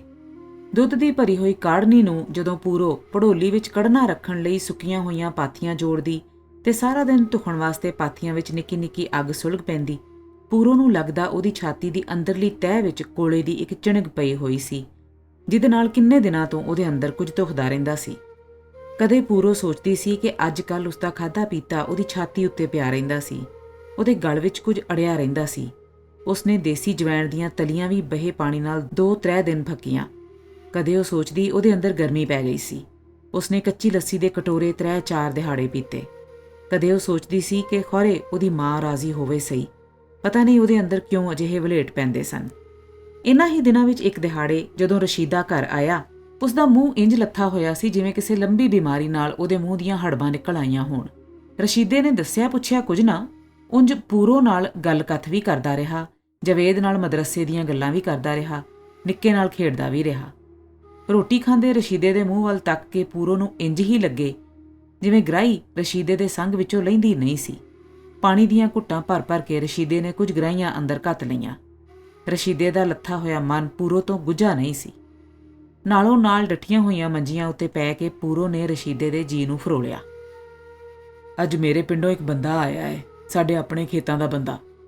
ਰਸ਼ੀਦੇ ਨੇ ਘੜੀ ਕੁ ਚੁੱਪ ਰਹਿ ਕੇ ਆਖਿਆ। ਛੱਤੋਂ ਆਣੀਓ? ਆਹੋ। ਫੇਰ? ਉਹਨੇ ਦੱਸਿਆ ਸਾਡੀਆਂ ਕੱਟੀਆਂ ਹੋਈਆਂ ਫਸਲਾਂ ਦੇ ਬੋਲ ਲੱਗੇ ਹੋਏ ਸਨ। ਮਣਾ ਮੂੰਹੀ ਦਾਣੇ ਢੇਰਾਂ ਦੇ ਢੇਰ ਪਏ ਹੋਏ ਸਨ। ਫੇਰ ਕਿਸੇ ਨੇ ਰਾਤੋਂ ਰਾਤ ਅੱਗ ਲਾ ਦਿੱਤੀ ਹੈ। ਸਾਰੀ ਫਸਲ ਵਿੱਚੋਂ ਫੱਕਾ ਦਾਣਾ ਨਹੀਂ ਬਚਿਆ। ਕਿਸੇ ਨੇ ਜਾਣ-ਬੁੱਝ ਕੇ ਲਾਈ ਏ? ਸ਼ੱਕ ਤੇ ਇਹੋ ਹੀ ਏ। ਐਡਾ ਕਿਹੜਾ ਸੀ? ਆਂਦਾ ਅੱਗ ਦੀਆਂ ਲਾਟਾਂ ਨਾਲ ਸਾਰਾ ਅਸਮਾਨ ਲਾਲ ਹੋਇਆ ਸੀ। ਫੇਰ ਹੁਣ ਸਾਡਾ ਹਿੱਸਾ ਜੋ ਹੈ ਸੀ ਉਹ ਵਿਚਾਰੇ ਕੀ ਕਰਨਗੇ? ਉਹਨਾਂ ਵਿਚਾਰਿਆਂ ਤੋਂ ਪੂਰੋ ਦੀ ਮੁਰਾਦ ਰਸ਼ੀਦੇ ਦੇ ਵੱਡੇ ਭਰਾ ਤੇ ਚਾਚਿਆਂ ਤਾਇਆਂ ਤੋਂ ਸੀ, ਜਿਨ੍ਹਾਂ ਸਾਰਿਆਂ ਦਾ ਸਾਂਝੀ ਫਸਲ ਵਿੱਚ ਹਿੱਸਾ ਸੀ। ਰਸ਼ੀਦਾ ਚੁੱਪ ਕਰ ਰਿਹਾ। ਪੂਰੋ ਵੀ ਜਿਵੇਂ ਦਲੀਲਾਂ ਵਿੱਚ ਪੈ ਗਈ। ਬਾਲ ਸੁੱਤੇ ਪਏ ਸਨ, ਪਰ ਰਸ਼ੀਦੇ ਤੇ ਪੂਰੋ ਦੀਆਂ ਅੱਖਾਂ ਵਿੱਚ ਨੀਂਦਰ ਨਹੀਂ ਸੀ। ਪਰ ਦੂਜੇ ਦਾ ਘਰ ਫੂਕ ਕੇ ਕਿਸੇ ਨੇ ਕੀ ਲੈਣਾ ਸੀ? ਪੂਰੋ ਨੇ ਕਿਤਨੀ ਵਾਰ ਰਹਿ ਕੇ ਆਖਿਆ। ਰਸ਼ੀਦਾ ਚੁੱਪ ਦਾ ਚੁੱਪ ਰਿਹਾ। ਪੂਰੋ ਵੇਂਦੀ ਰਹੀ। ਰਸ਼ੀਦਾ ਕਦੇ ਸੱਜਾ ਪਾਸਾ ਪਰਤਦਾ ਸੀ, ਕਦੀ ਖੱਬਾ ਪਾਸਾ ਪਰਤਦਾ ਸੀ। ਕਈ ਵਾਰੀ ਅੱਖੀਆਂ ਵੀ ਮੀਟ ਕੇ ਪੈਂਦਾ ਸੀ, ਪਰ ਨੀਂਦਰ ਉਹਦੇ ਨੇੜੇ ਨਹੀਂ ਸੀ ਆਉਂਦੀ। ਕਿਤਨੀ ਵਾਰ ਰਸ਼ੀਦੇ ਨੇ ਉੱਠ ਕੇ ਪਾਣੀ ਦੀਆਂ ਚੁਲੀਆਂ ਭਰੀਆਂ। ਮੁੰਡੇ ਨੂੰ ਵੱਖਰੀ ਮੰਜੀ ਉੱਤੇ ਪਾ ਦੇ, ਮੈਨੂੰ ਅੱਜ ਇਹਦੇ ਨਾਲ ਸੁੱਤਿਆਂ ਨੀਂਦਰ ਨਹੀਂ ਆਉਂਦੀ, ਰਸ਼ੀਦੇ ਨੇ ਇੱਕ ਵਾਰ ਆਖਿਆ। ਜਵੇਦ ਹਮੇਸ਼ਾ ਪਿਓ ਨਾਲ ਸੌਂਦਾ ਹੁੰਦਾ ਸੀ। ਨਿੱਕੇ ਨੂੰ ਪੂਰੋ ਆਪਣੇ ਨਾਲ ਪਾ ਲੈਂਦੀ ਹੁੰਦੀ ਸੀ। ਅੱਗੇ ਕਦੇ ਨਹੀਂ ਸੀ ਰਸ਼ੀਦੇ ਨੇ ਇਸ ਤਰ੍ਹਾਂ ਆਖਿਆ। ਅੱਜ ਪੂਰੋ ਹੈਰਾਨ ਸੀ, ਪਰ ਪੂਰੋ ਨੇ ਚੁੱਪਚਾਪ ਜਵੇਦ ਨੂੰ ਚੁੱਕ ਕੇ ਵੱਖਰੀ ਮੰਜੀ ਉੱਤੇ ਪਾ ਦਿੱਤਾ। ਫੇਰ ਵੀ ਕਿੰਨਾ ਹੀ ਚਿਰ ਲੰਘ ਗਿਆ। ਰਸ਼ੀਦੇ ਦੇ ਪਾਸੇ ਵੀ ਪਰਤ ਕੇ ਹੰਭ ਗਏ, ਪਰ ਨੀਂਦਰ ਰਸ਼ੀਦੇ ਦੀਆਂ ਪਲਕਾਂ ਦੇ ਨੇੜੇ ਨਾ ਟੁੱਕੀ। ਇੱਕ ਉੱਡਦੀ ਗੱਲ ਸੁਣੀ ਏ, ਖਬਰ ਨਹੀਂ ਸੱਚ ਹੈ ਕਿ ਝੂਠ, ਪਏ ਰਸ਼ੀਦੇ ਨੇ ਆਖਿਆ। ਕੀ? ਪੂਰੋ ਨੇ ਤਰਹਿ ਕੇ ਪੁੱਛਿਆ। ਰਸ਼ੀਦਾ ਫੇਰ ਚੁੱਪ ਹੋ ਰਿਹਾ, ਜਿਵੇਂ ਉਹ ਦਿਲ ਨਾਲ ਫੈਸਲਾ ਪਿਆ ਕਰਦਾ ਸੀ ਕਿ ਉਹ ਗੱਲ ਪੂਰੋ ਨੂੰ ਦੱਸਣੀ ਚਾਹੀਦੀ ਹੈ ਕਿ ਨਹੀਂ। ਰਸ਼ੀਦੇ ਦੀ ਚੁੱਪ ਲੰਮੀ ਸੀ। ਪੂਰੋ ਆਪਣੀ ਮੰਜੀ ਤੋਂ ਉੱਠ ਕੇ ਰਸ਼ੀਦੇ ਦੇ ਮੰਜੇ ਉੱਤੇ ਆ ਬੈਠੀ। ਸੁਣਿਆ ਪਿੰਡ ਵਿੱਚ ਇੱਕ ਓਪਰਾ ਜਵਾਨ ਆਇਆ ਸੀ। ਉਹ ਬਹੁਤਾ ਕਿਸੇ ਨੂੰ ਮਿਲਿਆ ਗਿਲਿਆ ਨਹੀਂ। ਪਿੰਡ ਦੇ 1-2 ਬੰਦਿਆਂ ਦਾ ਸ਼ੱਕ ਏ ਭਈ ਉਹ ਤੇਰਾ ਭਰਾ ਸੀ। ਮੇਰਾ ਭਰਾ? ਪੂਰੋ ਜਿਵੇਂ ਅੱਬੜਵਾਏ ਬੋਲ ਪਈ। ਕੁਝ ਕਿਹਾ ਨਹੀਂ ਜਾ ਸਕਦਾ। ਮੈਨੂੰ ਤੇ ਪਿੰਡ ਵੀ ਗਿਆ ਕਿੰਨਾ ਹੀ ਚਿਰ ਹੋ ਗਿਆ ਏ। ਉਸ ਬੰਦੇ ਦੀ ਜ਼ੁਬਾਨੀ ਇਹ ਗੱਲਾਂ ਨੇ, ਰਸ਼ੀਦਾ ਕਹਿ ਕੇ ਫੇਰ ਚੁੱਪ ਹੋ ਰਿਹਾ। ਪੂਰੋ ਦੇ ਸਿਰ ਨੂੰ ਜਿਵੇਂ ਭੌਂ ਆਉਣ ਲੱਗ ਪਏ। ਮੇਰਾ ਭਰਾ ਹੁਣ ਜਵਾਨ ਹੋ ਗਿਆ ਹੋਣਾ ਏ। 10-11 ਵਰੇ ਹੋ ਗਏ ਨੇ ਮੈਨੂੰ ਉਹਦੀ ਸ਼ਕਲ ਵੇਖਿਆ। ਖੌਰੇ ਹੁਣ ਕਿਹੋ ਜਿਹੀ ਉਹਦੀ ਨੁਹਾਰ ਏ। ਮੈਂ ਤੇ ਚਾਣਚੱਕ ਉਹਨੂੰ ਵੇਖ ਲਵਾਂ ਤੇ ਪਛਾਣਾ ਵੀ ਨਾ। ਉਹਦੀ ਮੱਸ ਫੁੱਟੀ ਹੋਣੀ ਏ। ਨਵਾਂ ਵਰਿਆਂ ਦਾ ਤੇ ਜਵੇਦ ਵੀ ਹੋਣ ਲੱਗਾ ਏ। ਪੂਰੋ ਦੇ ਮਨ ਵਿੱਚ ਕਈ ਗੱਲਾਂ ਪਾਉਣ ਲੱਗ ਪਈਆਂ। ਰਸ਼ੀਦੇ ਨੇ ਸਿਰਫ ਉਹਨੂੰ ਹੋਰ ਇੰਨਾ ਹੀ ਦੱਸਿਆ ਕਿ ਪੂਰੋ ਹੋਰਾਂ ਦੇ ਪੁਰਾਣੇ ਮਕਾਨ ਬਾਰੇ ਉਹਨੇ ਪਿੰਡ ਦੇ ਕਿਸੇ ਬੰਦੇ ਨੂੰ ਪੁੱਛਿਆ ਸੀ ਕਿ ਇਹ ਘਰ ਕਿਹਦਾ ਸੀ, ਪਰ ਆਪਣੇ ਬਾਰੇ ਉਹਨੇ ਕਿਸੇ ਨੂੰ ਆਪਣੇ ਮੂੰਹੋਂ ਕੁਝ ਨਹੀਂ ਸੀ ਦੱਸਿਆ। ਲੋਕਾਂ ਦਾ ਸ਼ੱਕ ਹੀ ਸ਼ੱਕ ਸੀ। ਕਿਸੇ ਕੰਨਾਂ ਨਾਲ ਕੁਝ ਨਹੀਂ ਸੀ ਸੁਣਿਆ। ਸੱਚੀ ਉਹ ਪਿੰਡ ਆਇਆ ਹੋਵੇਗਾ। ਉਹਨੂੰ ਮੈਂ ਚੇਤੇ ਆਈ ਹੋਵਾਂਗੀ। ਉਹਦੀ ਭੈਣ, ਉਹਦੀ ਆਪਣੀ ਭੈਣ, ਉਹਦੇ ਆਪਣੇ ਮਾਂ-ਪਿਓ ਦੀ ਜੰਮੀ ਹੋਈ। ਪੂਰੋ ਦੇ ਮਨ ਵਿੱਚ ਕਈ ਕੁਝ ਆਉਣ ਲੱਗਾ। ਪੂਰੋ ਦੀਆਂ ਅੱਖਾਂ ਵਿੱਚ ਵੀ ਪਾਣੀ ਆ ਗਿਆ।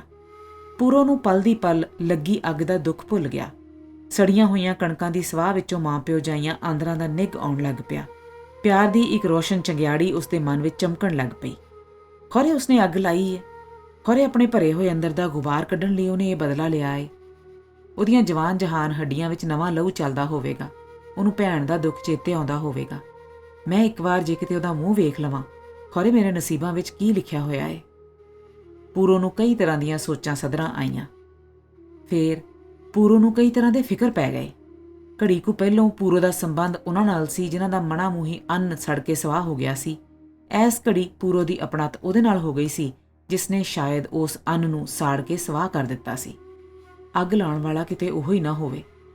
ਭਾਵੇਂ ਕਿਸੇ ਹੋਰ ਨੇ ਹੀ ਲਾਈ ਹੋਵੇ ਤੇ ਸ਼ੱਕ ਸ਼ੁਬੇ ਵਿੱਚ ਉਹ ਫੜਿਆ ਜਾਵੇ। ਪੂਰੋ ਦੀਆਂ ਸੋਚਾਂ ਘੋਰ ਚਿੰਤਾ ਬਣ ਗਈਆਂ। ਕੁਝ ਵੀ ਹੋਵੇ, ਉਹ ਭਰਾ ਦੇ ਸਿਰ ਦੀ ਸਲਾਮਤੀ ਚਾਹੁੰਦੀ ਸੀ। ਉਹ ਸੋਚਦੀ ਸੀ ਖੌਰੇ ਉਹਦੇ ਭਰਾ ਦੇ ਮਨ ਵਿੱਚ ਦੁੱਖ ਤੇ ਪਿਆਰ ਦੀ ਕੋਈ ਅੱਗ ਬਲਦੀ ਪਈ ਸੀ। ਉਸੇ ਬਲਦੀ ਅੱਗ ਵਿੱਚੋਂ ਉਹਨੇ ਇੱਕ ਤੀਲੀ ਖੇਤਾਂ ਨੂੰ ਲਾ ਛੱਡੀ ਸੀ। ਉਹ ਸੋਚਦੀ ਸੀ ਸ਼ਾਇਦ ਉਹਦੇ ਭਰਾ ਨੂੰ ਇੰਨਾ ਵੀ ਪਤਾ ਨਹੀਂ ਹੋਣਾ ਕਿ ਅੱਜ ਕੱਲ੍ਹ ਰਸ਼ੀਦਾ ਛੱਤੋਆਣੀ ਨਹੀਂ ਸੀ ਰਹਿੰਦਾ। ਪੂਰੋ ਨਿਢਾਲ ਜਿਹੀ ਆਪਣੀ ਮੰਜੀ ਉੱਤੇ ਲੰਮੀ ਪੈ ਗਈ। ਖੂਹ ਦੀਆਂ ਟਿੰਡਾਂ ਵਾਕਰ ਦਲੀਲਾਂ ਉਹਦੇ ਮਨ ਵਿੱਚ ਗਿੜਦੀਆਂ ਰਹੀਆਂ। ਪੂਰੋ ਦੀ ਜਦੋਂ ਅੱਖ ਲੱਗੀ, ਅੱਗ ਹੀ ਅੱਗ ਉਹਦੇ ਸਾਹਮਣੇ ਲੱਗੀ ਹੋਈ ਸੀ। ਘਾਹ ਦੇ ਤਿਣਕਿਆਂ ਤੋਂ ਲੈ ਕੇ ਪਿੱਪਲਾਂ ਦੀ ਉਚਾਈ ਤੱਕ ਸਭ ਕੁਝ ਪਿਆ ਸੜਦਾ ਸੀ। ਫੇਰ ਉਸਨੇ ਸੁਪਨੇ ਵਿੱਚ ਵੇਖਿਆ ਇੱਕ ਸੋਹਣਾ ਜਵਾਨ ਮੁੰਡਾ ਅੱਗ ਦੀਆਂ ਬਲਦੀਆਂ ਲਾਟਾਂ ਕੋਲ ਬਹਿ ਕੇ ਆਪਣੇ ਹੱਥ ਪਿਆ ਸੇਕਦਾ ਸੀ।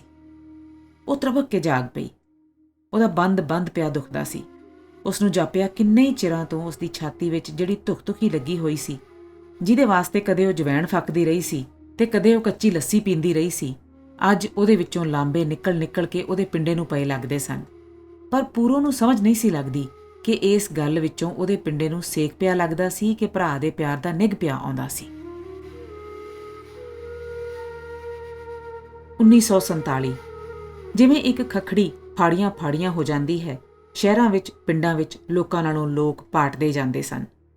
ਜਿਵੇਂ ਉੱਡ ਕੇ ਰਾਵਾਂ ਤੋਂ ਧੂੜਾਂ ਆਉਂਦੀਆਂ ਹਨ, ਲਾਗੇ ਦਿਆਂ ਕਸਬਿਆਂ ਤੋਂ ਖਬਰਾਂ ਆਉਂਦੀਆਂ। ਆਦਮੀਆਂ ਦੇ ਆਦਮੀ ਪਏ ਮਰੀਂਦੇ ਸਨ, ਘਰਾਂ ਦੇ ਘਰ ਪਏ ਸੜੀਂਦੇ ਸਨ। ਗਵਾਂਢੀ ਨੂੰ ਗਵਾਂਢੀ ਪਿਆ ਕੱਪਦਾ ਸੀ, ਰਾਹ ਜਾਂਦੇ ਨੂੰ ਰਾਹ ਜਾਂਦਾ ਵੱਢ ਜਾਂਦਾ ਸੀ। ਲੋਕਾਂ ਦੀ ਜਾਨ ਸਲਾਮਤ ਨਹੀਂ ਸੀ, ਲੋਕਾਂ ਦੇ ਮਾਲ ਸਲਾਮਤ ਨਹੀਂ ਸਨ। ਪੂਰੋ ਅੱਖਾਂ ਨਾਲ ਵੇਂਦੀ, ਕੰਨਾਂ ਨਾਲ ਸੁਣਦੀ। ਉਹਦੇ ਆਪਣੇ ਤੇ ਦੁਆਲੇ ਦੇ ਪਿੰਡਾਂ ਵਿੱਚ ਲੋਕੀ ਘਰਾਂ ਵਿੱਚ ਲੋਹਾ ਪਿਆ ਇਕੱਠਾ ਕਰਦੇ ਸਨ। ਲੋਕੀ ਆਪਣੇ ਲੋਹਿਆਂ ਨੂੰ ਸਾਣ ਪਏ ਚੜਵਾਉਂਦੇ ਸਨ। ਲੋਕੀ ਘਰਾਂ ਦੇ ਕੋਠਿਆਂ ਵਿੱਚ ਇੱਟਾਂ ਪਏ ਭਰਦੇ ਸਨ। ਲੋਕੀ ਛਵੀਆਂ ਤੇ ਟੋਕੇ ਸਾਂਭ ਕੇ ਅੰਦਰ ਪਏ ਧਰਦੇ ਸਨ। ਇੱਥੇ ਸਾਡਾ ਆਪਣਾ ਰਾਜ ਆਵੇਗਾ, ਇੱਥੇ ਸਾਡੀ ਆਪਣੀ ਹਕੂਮਤ ਹੋਵੇਗੀ, ਜਣਾ ਆਖਦਾ ਸੀ। ਅਸਾਂ ਇੱਥੇ ਹਿੰਦੂ ਦਾ ਬੀ ਵੀ ਨਹੀਂ ਰਹਿਣ ਦੇਣਾ, ਲੋਕੀ ਰਾਹਾਂ ਤੇ ਖਲੋ ਕੇ ਆਖਦੇ ਸਨ। ਕਦੀ ਇਹ ਵੀ ਹੋਈ ਸੁਣੀਏ? ਪੂਰੋ ਮੁੜ ਕੇ ਸੋਚਦੀ, ਭਲਾ ਇਤਨੀ ਖਰਕਤ ਕਿੱਥੇ ਜਾਏਗੀ? ਪੂਰੋ ਰਹਿ ਕੇ ਸੋਚਦੀ, ਐਵੇਂ ਲੋਕਾਂ ਨੂੰ ਇੱਕ ਸ਼ਦਾ ਆਉਂਦਾ ਏ। ਪੂਰੋ ਕਹਿੰਦੀ, 4 ਦਿਨਾਂ ਦਾ ਝੱਖੜ ਏ, ਆਵੇਗਾ ਤੇ ਟੁਰ ਜਾਵੇਗਾ। ਪਰ ਲੋਕੀ ਸਨ ਕਿ ਜਿਵੇਂ ਕਿਸੇ ਨੂੰ ਹਲਕ ਪਿਆ ਹੁੰਦਾ ਏ, ਭੈੜੀਆਂ ਗੱਲਾਂ ਹੀ ਕਰਦੇ ਸਨ। ਕਿਤੋਂ ਵੀ ਚੰਗੀ ਸੋ ਨਹੀਂ ਸੀ ਆਉਂਦੀ। ਫਿਰ ਪੂਰੋ ਨੇ ਸੁਣਿਆ ਕਿ ਸ਼ਹਿਰਾਂ ਵਿੱਚ ਗਲੀਆਂ ਦੀਆਂ ਗਲੀਆਂ ਲਹੂ ਨਾਲ ਭਰ ਗਈਆਂ ਨੇ, ਬਾਜ਼ਾਰਾਂ ਦੇ ਬਾਜ਼ਾਰ ਮੁਰਦਿਆਂ ਨਾਲ ਵਿਛ ਗਏ ਨੇ। ਮੋਏ ਹੋਏ ਲੋਕਾਂ ਕੋਲੋਂ ਬੋਆਂ ਪਈਆਂ ਆਉਂਦੀਆਂ ਸਨ। ਕੋਈ ਉਹਨਾਂ ਨੂੰ ਸਾੜਦਾ ਫੂਕਦਾ ਨਹੀਂ ਸੀ, ਕੋਈ ਉਹਨਾਂ ਨੂੰ ਦਬਦਾ ਰੋੜਦਾ ਨਹੀਂ ਸੀ। ਲੋਕ ਆਂਦੇ ਸਨ, ਇੰਨੇ ਮੁਰਦਿਆਂ ਦੀ ਸੜਿਆਂਦ ਨਾਲ ਸਾਰੇ ਮੁਲਕ ਵਿੱਚ ਬਿਮਾਰੀ ਪੈ ਜਾਏਗੀ। ਫਿਰ ਉਸ ਵਰੇ ਦੀ 15 ਅਗਸਤ ਵੀ ਲੰਘ ਗਈ। ਪੂਰੋ ਹੋਰਾਂ ਦੇ ਪਿੰਡ ਵਿੱਚ ਢੋਲ ਵੱਜੇ, ਸਾਵੇ ਰੰਗ ਦੇ ਚੰਨ ਤਾਰੇ ਵਾਲੇ ਝੰਡੇ ਲੱਗੇ। ਰੋਜ਼ ਮਸੀਤੀ ਇਕੱਠ ਹੁੰਦੇ ਤੇ ਪੂਰੋ ਹੋਰਾਂ ਦੇ ਪਿੰਡ ਵਿੱਚ ਸਾਰਿਆਂ ਹਿੰਦੂਆਂ ਦੇ ਮੂੰਹਾਂ ਉੱਤੇ ਜਿਵੇਂ ਕਿਸੇ ਨੇ ਹਲਦੀ ਦਾ ਪੋਚਾ ਫੇਰਿਆ ਹੋਇਆ ਸੀ। ਫਿਰ ਪੂਰੋ ਨੇ ਸੁਣਿਆ ਕਿ ਕੁਝ ਸ਼ਹਿਰਾਂ ਦੀਆਂ ਹੱਦਾਂ ਬਣ ਗਈਆਂ ਸਨ। ਉਰਾਰਲੇ ਪਾਸੇ ਮੁਸਲਮਾਨ ਰਹਿ ਗਏ ਸਨ, ਪਾਰਲੇ ਪਾਸੇ ਸਾਰੇ ਹਿੰਦੂ ਚਲੇ ਗਏ ਸਨ। ਫਿਰ ਉਸਦੇ ਸੁਣਨ ਵਿੱਚ ਆਇਆ, ਪਾਰਲੇ ਪਾਸਿਓਂ ਮੁਸਲਮਾਨ ਮਰੀਂਦੇ ਕੁਟੀਂਦੇ ਪਏ ਆਉਂਦੇ ਸਨ। ਕਈ ਉੱਥੇ ਮਰ ਗਏ ਸਨ, ਕਈ ਰਾਵਾਂ ਵਿੱਚ ਮਰ ਗਏ ਸਨ, ਕਈ ਆ ਕੇ ਮਰਦੇ ਪਏ ਸਨ। ਪੂਰੋ ਦੇ ਕੰਨ ਜਿਵੇਂ ਸੁਣ ਕੇ ਪਾਟਦੇ ਪਏ ਹੋਣ। ਉਸਨੇ ਸੁਣਿਆ, ਮੁਸਲਮਾਨ ਹਿੰਦੂਆਂ ਦੀਆਂ ਕੁੜੀਆਂ ਨੂੰ ਤੇ ਹਿੰਦੂ ਮੁਸਲਮਾਨਾਂ ਦੀਆਂ ਕੁੜੀਆਂ ਨੂੰ ਚੁੱਕ ਕੇ ਲੈ ਗਏ ਸਨ। ਕਈਆਂ ਨੇ ਘਰੀਂ ਪਾ ਲਈਆਂ ਸਨ, ਕਈਆਂ ਨੇ ਮਾਰ ਛੱਡੀਆਂ ਤੇ ਕਈਆਂ ਨੂੰ ਉਹ ਨੰਗਿਆਂ ਕਰਕੇ ਗਲੀਆਂ ਤੇ ਬਾਜ਼ਾਰਾਂ ਵਿੱਚ ਫਿਰਾਂਦੇ ਪਏ ਸਨ। ਗੁਜਰਾਤ ਦੇ ਉਹਨਾਂ ਪਿੰਡਾਂ ਵਿੱਚ ਜਿਹੜੇ ਪੂਰੋ ਦੇ ਪਿੰਡ ਨੂੰ ਲਾਗ-ਚਾਗ ਲੱਗਦੇ ਸਨ, ਸਭਨਾਂ ਤੋਂ ਪਿੱਛੋਂ ਵਾਪਰੀ। ਪੂਰੋ ਦੇ ਆਪਣੇ ਪਿੰਡ ਵਾਲੇ, ਪੂਰੋ ਦੀ ਆਪਣੀ ਬਰਾਦਰੀ ਵਾਲੇ, ਪੂਰੋ ਦੇ ਆਪਣੇ ਰਸ਼ੀਦੇ ਨੂੰ ਛੱਡ ਕੇ ਰਸ਼ੀਦੇ ਦੇ ਸਾਰੇ ਅੰਗ ਸਾਕ ਵੀ ਭੂਤੇ ਹੋਏ ਫਿਰਦੇ ਸਨ। ਪੂਰੋ ਦੀ ਵਾਹ ਨਹੀਂ ਸੀ ਪੈਂਦੀ, ਰਸ਼ੀਦੇ ਦੇ ਵੱਸ ਦੀ ਗੱਲ ਨਹੀਂ ਸੀ ਕਿ ਉਹ ਕਿਸੇ ਨੂੰ ਸਮਝਾਵੇ ਬੁਝਾਵੇ। ਓੜਕ ਉਹਨਾਂ ਦੇ ਲਾਗਲੇ ਪਿੰਡਾਂ ਵਿੱਚੋਂ ਹਿੰਦੂ ਨੱਸਣ ਲੱਗ ਪਏ। ਉਹਨਾਂ ਦੀਆਂ ਗਾਈਆਂ ਕਿੱਲਿਆਂ ਨਾਲ ਬੱਧੀਆਂ ਰਹੀਆਂ, ਉਹਨਾਂ ਦੀਆਂ ਮੱਝਾਂ ਡਾਂ ਕਰਦੀਆਂ ਰਹੀਆਂ।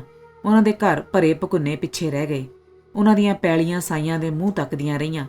ਉਹ ਰਾਤ ਬਰਾਤੀ ਭੱਜਦੇ, ਉਹ ਪਿੰਡਾਂ ਦੀ ਜੂਹ ਵਿੱਚ ਹੀ ਮਰੀਂਦੇ ਜਾਂਦੇ, ਉਹ ਕੋਹਾਂ ਦੇ ਕੋਹ ਟੁਰ ਕੇ ਮੋਏ ਹੋਏ ਲੱਭਦੇ। ਪੂਰੋ ਦੇ ਪਿੰਡ ਵਾਲੇ ਸਾਰੇ ਹਿੰਦੂ ਆਪਣੀ ਇੱਕ ਵੱਡੀ ਹਵੇਲੀ ਵਿੱਚ ਵੜੇ ਹੋਏ ਸਨ। ਕੋਈ ਬੂਹਾ ਬਾਰੀ ਖੋਲ ਕੇ ਬਾਹਰ ਆਉਂਦਾ ਤਾਂ ਅੱਗੋਂ ਉਹਨੂੰ ਮੌਤ ਝੋਂਪ ਲੈਂਦੀ ਸੀ।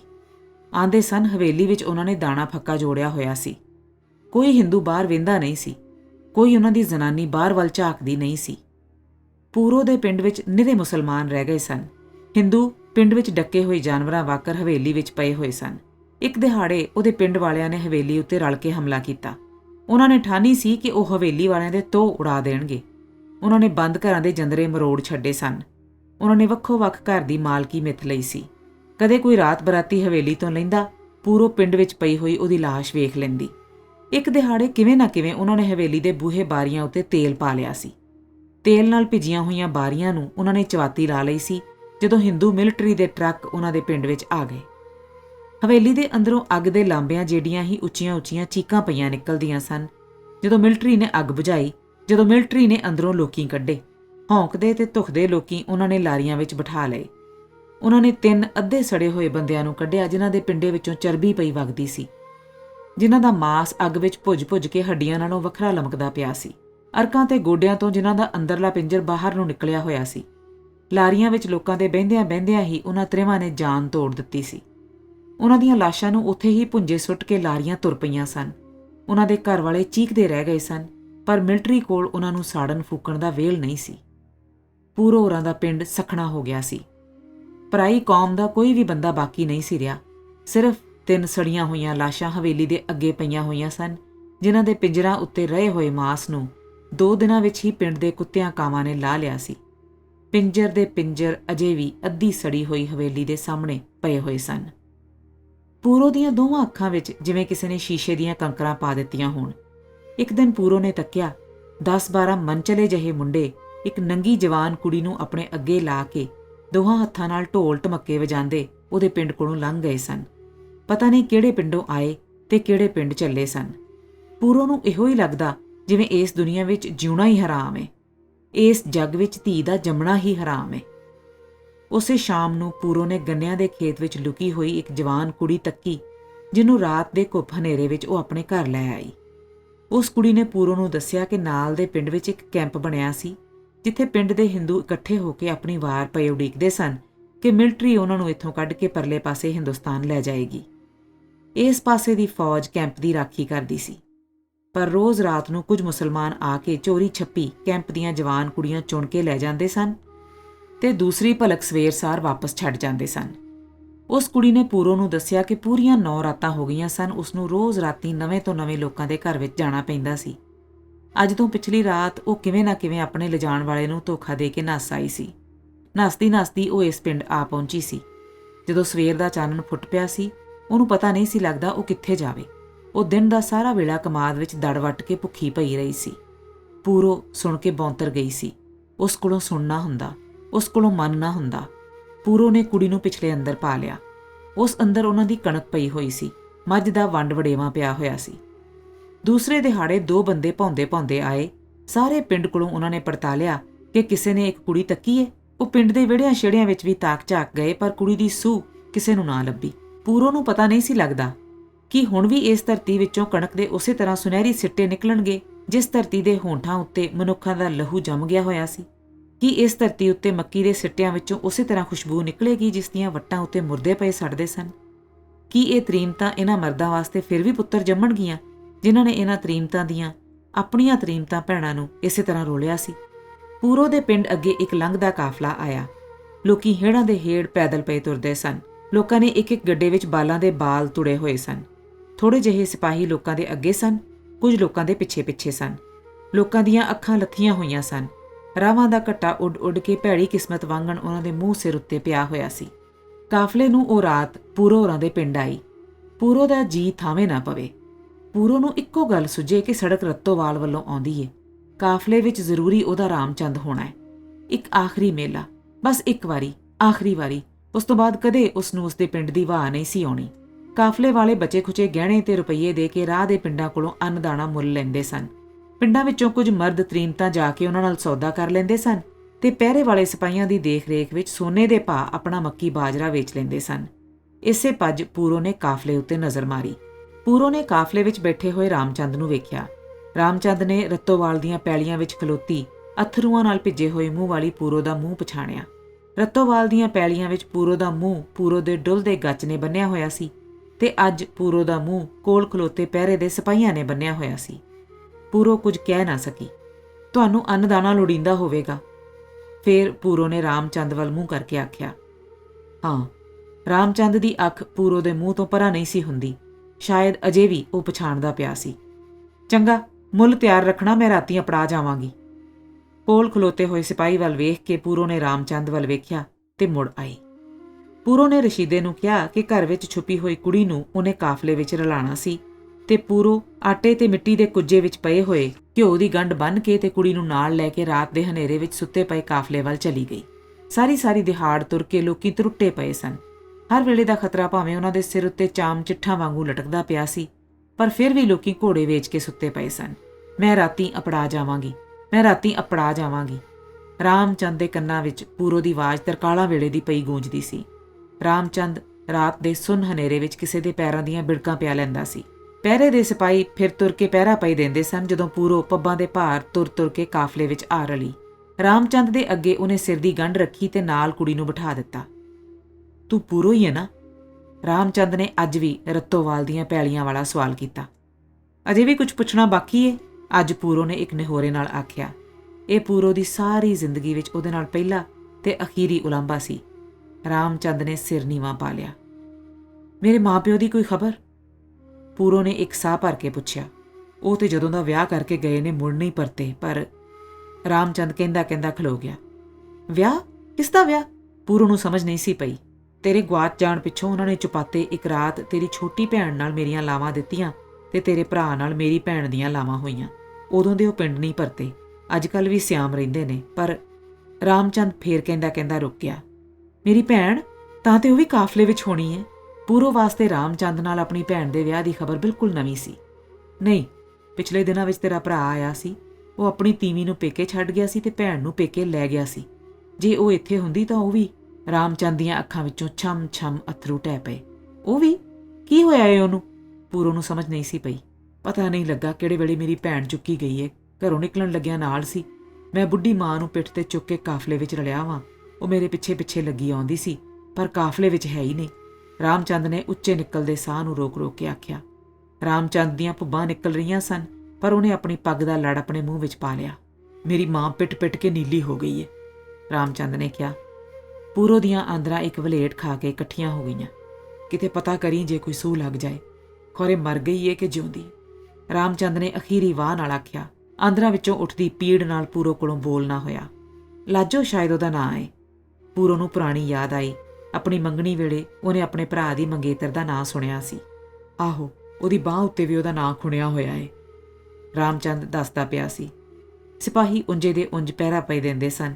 ਸੁੱਤੇ ਪਏ ਲੋਕਾਂ ਵਿੱਚ ਬੈਠੇ ਹੋਏ ਰਾਮਚੰਦ ਤੇ ਪੂਰੋ ਹੌਲੇ ਗੱਲਾਂ ਪਏ ਕਰਦੇ ਸਨ। ਐਸ ਕੁੜੀ ਨੂੰ ਮੈਂ ਸੌਂਪਣਾ ਏ। ਇਹਨੂੰ ਆਪਣੇ ਕਾਫਲੇ ਵਿੱਚ ਨਾਲ ਲੈ ਜਾਓ। ਹਿੰਦੁਸਤਾਨ ਜਾ ਕੇ ਪਤਾ ਕਰਨਾ ਜੇ ਇਸ ਸ਼ੋਧੀ ਦੇ ਮਾਂ-ਪਿਓ ਲੱਭ ਗਏ ਤਾਂ। ਪੂਰੋ ਨੇ ਕੁੜੀ ਦੀ ਬਾਂਹ ਰਾਮਚੰਦ ਨੂੰ ਫੜਾ ਦਿੱਤੀ। ਮੇਰਾ ਭਰਾ ਇੱਥੇ ਆਇਆ ਸੀ। ਜੇ ਮੈਂ ਕਦੇ ਉਸਨੂੰ ਇੱਕ ਵਾਰੀ ਵੇਖ ਸਕਦੀ। ਪੂਰੋ ਨੇ ਡਾਢਾ ਹਿਰਾਸ ਕੇ ਕਿਹਾ। ਪਿਛਲੇ ਦਿਨੀ ਜਦੋਂ ਛੱਤੋਆਣੀ ਦੀਆਂ ਤੁਹਾਡੀਆਂ ਪੈਲੀਆਂ ਵਿੱਚ ਅੱਗ ਲੱਗੀ ਸੀ, ਯਾਦ ਈ? ਰਾਮਚੰਦ ਕਹਿੰਦਾ ਪਿਆ ਸੀ। ਅੱਗ? ਹਾਂ, ਅੱਗ ਲੱਗੀ ਸੀ। ਕੀ ਇਹ ਸੱਚੀ ਗੱਲ ਸੀ ਕਿ ਮੇਰੇ ਭਰਾ ਨੇ ਉਹ ਅੱਗ ਲਾਈ ਸੀ? ਪੂਰੋ ਨੂੰ ਉਸ ਦਿਨ ਦਾ ਚੇਤਾ ਆ ਗਿਆ ਜਦੋਂ ਰਸ਼ੀਦੇ ਨੇ ਇੱਕ ਅਫਵਾਹ ਦੱਸੀ ਸੀ। ਹਾਂ, ਉਸੇ ਨੇ ਲਾਈ ਸੀ।